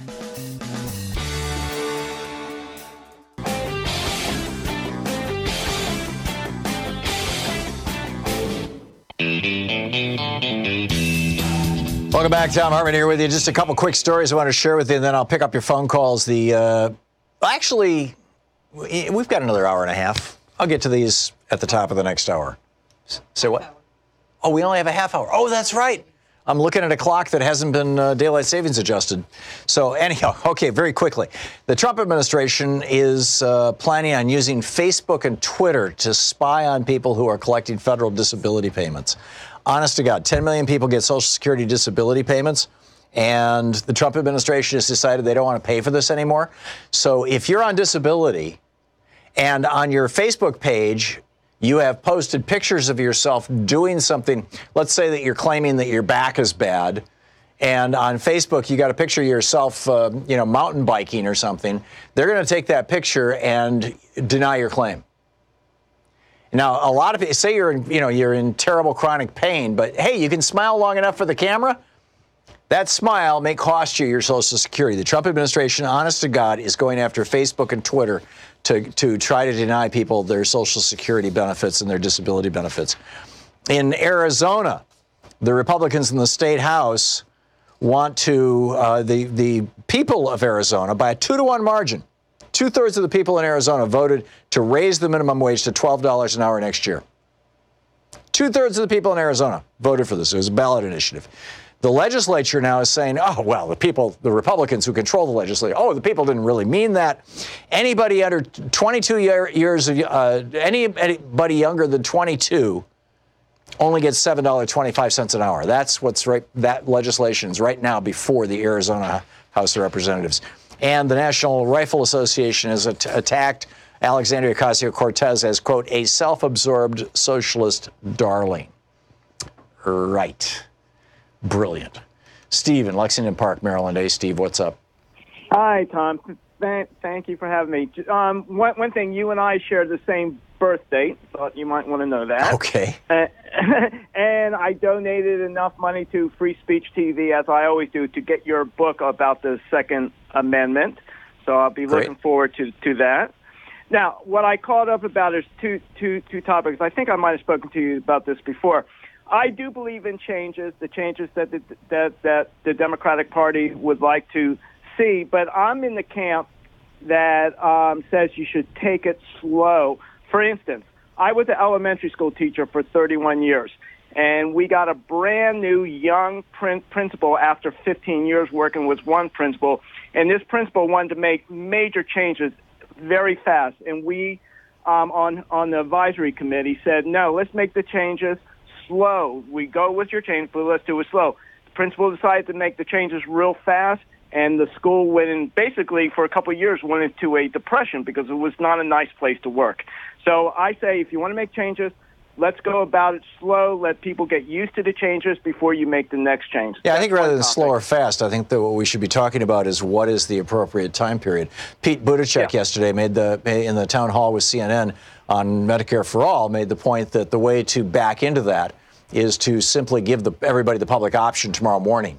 So anybody who wants to buy into Medicare can, and then at actual cost, at market cost, which will be 20% below what insurance companies charge, because they're allowed by law to skim 20% off the top for stockholder dividends and profits and CEO salaries and things. And so over time, over a relatively short period of time, I would think, most people are going to end up buying Medicare because it's more comprehensive and it's less expensive. Right. Bernie, when he originally proposed it, said let's just drop the eligibility age by 10 years every year, or by a decade every year, and that way the Medicare organization can grow year by year large enough to encompass these new people. That's not fast or slow, Steve. That's just what's the appropriate speed with which do we do things, and I don't think I disagree with you on that. Okay. Also, one last thing. In the last hour, I heard the word automation being mentioned, and that right away, in my head, I remember when we were kids, because we're around the same age. There was a Twilight Zone episode where Richard Deacon, I don't know if you remember him from the Dick Van Dyke Show. Mm-hmm. He was the boss of an organization, and they were quickly replacing all the workers with robots. And then the story, and everybody complained, then the story or the show ended showing Richard Deacon in a bar. He was fired because a robot took his management boss position. Right. So what I'm saying is, hey, automation's fine, but management better watch out for their job. Yeah, you're right. AI can replace white-collar jobs perhaps faster than mechanical automation can replace blue-collar jobs. Steve, great points. Mike in Millbridge, Maine. Hey, Mike, what's up? Hi, Tom. How you doing? Great. What's on your mind? What I call for is I'm just wondering if my mind isn't working properly, or do people know that the Republican Party is actually a tool of the corporations and the rich? They're only there to pass legislation for the corporations and the rich, and that's all they're there for. Well, I think about solidly 40%, 30 to 40% of Americans, those people who either are members of the Democratic Party or identify as Democrats, know that and know it well. You heard me play the Harry Truman clip from 1948. I mean, it's not like this hasn't been known. That was during my grandparents' time. I mean, that was, and so it's not a secret. It's not a secret. It's just a secret if you're watching Fox News. But of course, Fox News is owned by a billionaire, Rupert Murdoch, so he's not going to be talking about rich people, right? Well, they have to keep at least 32% of the people in this country voting for Republicans because they gerrymander and use voter suppression. Well, and that's why they're so hysterical about H.R. 1, the Power to the People Act that was passed out of the House of Representatives. Mitch McConnell is now saying it'll lead to massive voter fraud. Why? Because it allows people to vote. I mean, it's just crazy. Mike, I got to move along, but thank you. Chris in Oakland, California, listening on AM 910. Hey, Chris, what's up? Good morning. Tom, I'd like to offer my opinion on your question from the first hour. Sure. And I don't believe it's any one thing, and I don't. You mean that's causing people to follow Trump? Yes, exactly. Yes, thank you. I think some of it's ignorance, and in that case, at this point, I believe that's willful ignorance. But I think there's a number of factors. I think dogma plays into a large part of it, and I think there's a degree of Schadenfreude as well. These people, they've shown themselves to be pretty nasty and spiteful, and I think it's a lot of things, which I think is even more scary because it's more broad-ranging and more insidious. Yeah. Well, to the extent that they might be delighting in the pain of others, I'm guessing that they're delighting in the pain of others who are, in their minds, the other, different from them. It's a case of diminishing returns in their case. But I'd like to make one point before I go. I want to say something to all your listeners and to everyone and you as well. I don't want anyone ever let you tell you that the blue wave was about wishful thinking. For me, in 2018, as it will be in 2020 and going forward, the blue wave is not wishful thinking. It is a battle cry. Yeah. It has to be a rallying cry. And I just urge everyone, I don't care what you hear on the news. I don't care where the polls say, an hour before election closes, you've got to participate. You've got to vote. And I'm stealing your tag. It's your line, but it's so true. Yeah. And I wish you the very best, and I hope for the best for all of us. Thanks, Chris. It's in our hands. Yep, it's in our hands, brother. Very well said. Thank you. Vincent in Carson City, Nevada. Hey, Vincent, what's up? Yeah, hi, Tom. Yeah, in answer to your question, are Trump voters just stupid or ignorant? I've maintained for years that it's ignorance. There's one conspiracy that I believe in. I'm not a conspiracy nut, but one I do is that in the late 60s, early 70s, the dumbing down of America started happening, which allowed Ronald Reagan. We just went from dumb to dumber to dumbest, from Reagan to GW to Trump. Well, it was sort of a two-step process. In 1976, the Supreme Court struck down 100 years of campaign finance legislation, and in particular struck down a bunch of reforms that were passed in 74 after the Nixon scandals with a decision called Buckley versus Vallejo, in which they said that if a billionaire wants to own a politician or wants to carpet bomb a community with television advertising on behalf of a politician or a ballot initiative or whatever, that they may do that without limit because money is the same thing as speech, and so it's protected by the First Amendment. 2 years later, in a decision called First National Bank versus Bellotti, they extended that from billionaires to corporations as well. So in 76, 78, basically, the Supreme Court handed our political system over to those with the most money. And then Reagan came along and in 87 stopped the Fairness Doctrine, blew up the Fairness Doctrine, which required stations when they air, editorials, the opinion of the station, that they air a balanced point of view, somebody who's got the opposite point of view. And it also required radio and television stations to actually have news as a way of maintaining their licenses. And those two things were in my mind, those were the two major points that brought us Reaganism and brought us the dumbing down of the American people. And then, you can add to that Bill Clinton in 96 signing the Telecommunications Act of 96, which allowed for the massive consolidation of media in the United States. And here we are. Vincent, thanks for the call, and thanks for listening to Sirius XM. We'll be right back. You're listening to Thom Hartmann. Visit ThomHartmann.com for audio and video archives. And in about 4 minutes, Congressman Bob Ney will be dropping by to bring us up to date on what's going on in the world today.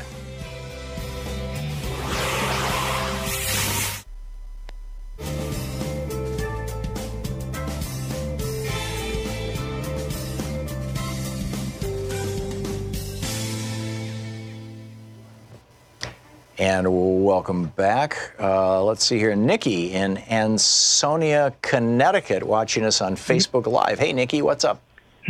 Hi, Tom. Hey. I just wanted to add to the previous caller about your question and saying, yes, it's ignorance, I believe, but it's also, for instance, my mother is a full-blown Trump supporter that I found out. Yes. And does she watch Fox News? Is that where she got it? She listens to Rush Limbaugh. Okay. Yes, and Fox, I'm sure. And it's not only that. It's her age. We lived in California most of my life, and we had Mexicans around us. I'm from Big Sur. I grew up on the Monterey Peninsula. I believe she's very smart. She had her own business. She was a beautician all of her life, and now she moved back to East, and all of a sudden she's afraid. She's afraid, and she worked hard all of her life, and she's racist now, Tom. Oh my! I never knew that. Yeah. So it's like I'm saying, she's smart, and so it's both. Yeah. Over the weekend, I think it was Fareed Zakaria's show on CNN on Sunday morning.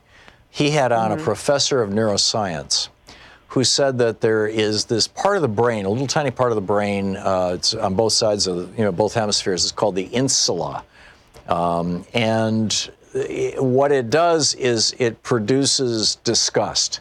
And it's designed as a survival mechanism so that if you look at a plate of food and it's got maggots in it, you're disgusted, so you don't eat the food. You don't make the mistake of eating the food. Or if you bite into an apple and it's rotten, you're disgusted and you spit it out.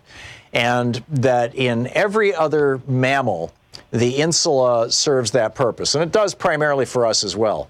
But as social animals, we have learned that if you can cause somebody to think of another person or group of people as being a them rather than an us, it will activate the insula. It'll activate that part of the brain that produces this extraordinary, deep, powerful sense of disgust. And that then will cause people to engage in behavior like the Hutsis, I'm mispronouncing that, killing off the Tutsis, in Rwanda. I mean, literally neighbor going after neighbor with a hatchet, or in the early United States, the slaughter of the Native Americans, or for that matter, slavery. All of these forms of genocide and mass insanity are made possible because of that little part of the brain called the insula, because of this revulsion response. And he said that neuroscientists have figured out that there's actually a series of words, of thought pictures that you can lay on people that specifically activate the insula and thus produce things like the Holocaust, and all these other horrible social ills, and that we need to be fighting back against this. But I think that the Republicans have figured this out and have raised it to an art form. And that's how people become racists, is that, that part of the brain becomes activated. Nikki, I'm very sorry to hear about your mother. I wish you the very best. Thanks for calling and sharing your story with us. It's great to hear from you. We'll be right back. It's 49 minutes past the hour.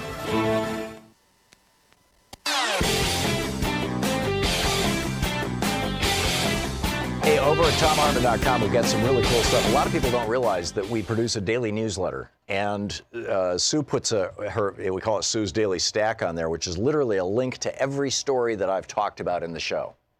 So all the research is right there. It's free. We don't share or sell our subscriber list. It's there's just it's there. It's there for you. And it's over at ThomHartmann.com. You can sign up for the free newsletter. You also can get my big picture take of the day, which is exclusively over at our website at ThomHartmann.com, as well as links to our videos, the book reports we typically do every day, all this stuff and more. It's all there at ThomHartmann.com. So check it out and sign up for our newsletter. I think you'll really enjoy it and appreciate it and find a lot of value there. We put a lot of work into this stuff. And you'll find it all right there on our website at ThomHartmann.com. And be sure to check out the newsletter and sign up for it. It's great. Want to connect with the show online? You can find the Thom Hartmann Program on Facebook, Twitter, and Instagram. Okay, let's check in with Bob Ney and find out what's going on in the world today. This report brought to you by GoatsForTheOldGoat.com and Loving What You Do, a new book by Ellen Ratner. And on the line with us is the author of Sideswiped, former Congressman Bob Ney. Bob, what's up in the world today? Well, hi, Tom. Thank you. Bob. Well, there's a few things going on. Of course, there's the story about the 737s that are being downed by the airlines themselves. So that's kind of an event affecting the world. Yeah, as a pilot, I basically what happened, it seems, is that Boeing redesigned the 737 to make it bigger and carry more passengers, but they didn't want to call it a new airplane because then there would be a whole set of new regulations and new training requirements and everything else. But because these engines were larger and they were forward of the wing where they used to be, they tended on climb out at full power to push the nose down and or pull the nose up rather, which can cause a plane to stall out. So they built this automatic mechanism to push the nose down with these sensors, all new to this airplane.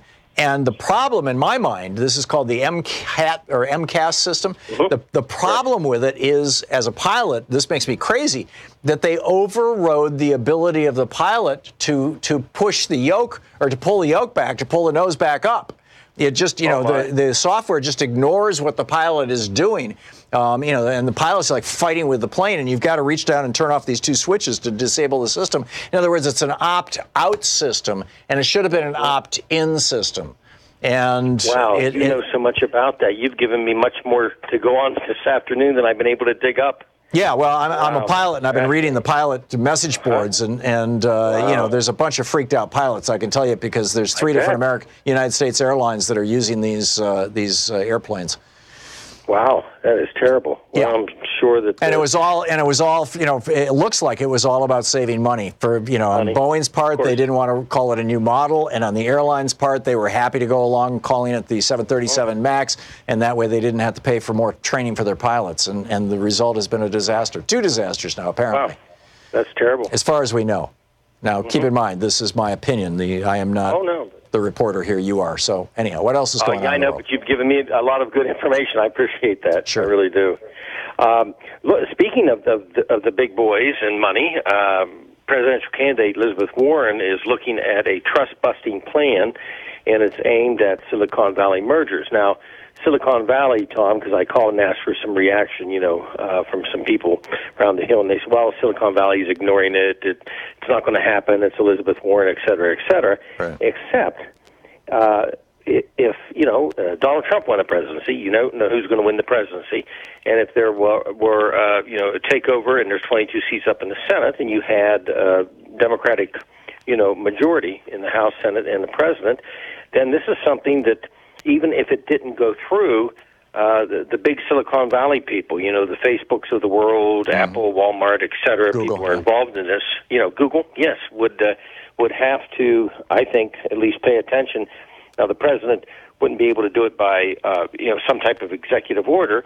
But again, it's something that, technically could happen. And let's face it, something about Silicon Valley, have they not called things wrong in the past? Have they not had a tin ear, as they say in the reports, when it comes to its consequences? Well, and the situation's gotten as bad as it has because back in the 70s, there was a Supreme Court decision, I think it was GTE Sylvania, in which the Supreme Court adopted a policy that had been promoted for about 15 years by Robert Bork. This was before the disastrous nomination to put him on the court when he was still a respected jurist.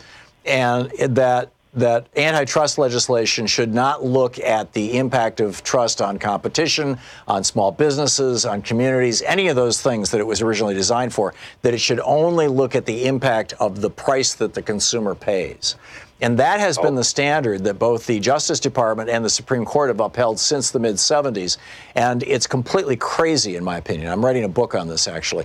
And, How are you? And if that Supreme Court decision is not overturned or legislation is not passed that would render that Supreme Court decision moot, then Elizabeth Warren is going to have a challenge doing the kind of trust busting she wants.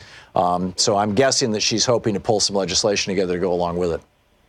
I would assume, and that's why she's coming out with this, because when people said, "Well, it's worthless for what she's doing," well, that's not actually accurate because there's a lot of scenarios, and you're giving the court case example, and then also, depending on who is running the show in D.C., there could be a lot of different things that several balls up in the air. So I think she's trying to just get the idea out there at least. Yep. I don't think it's just a campaign event. I think no, this is something we need as a nation. We need this. Substantive idea out there. Yeah. Right. Small entrepreneurs have been just squashed out of business. And now, even for, if you're going to start a business, the business model is build it up to the point where you can sell it off to one of the giants before they squash you like a bug.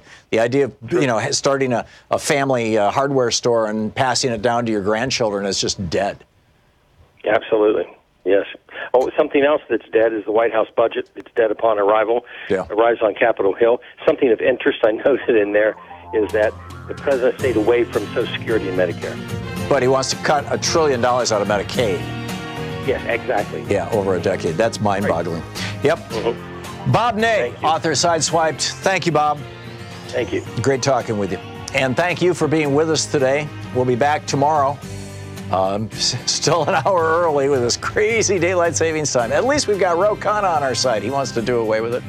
That was an interesting conversation. Anyhow, thanks so much for being with us today.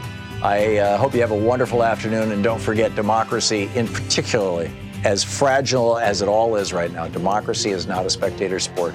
It requires you. So get out there, get active, tag, you're it. We'll see you tomorrow. You've been listening to Thom Hartmann. For audio and video archives, visit thomhartmann.com.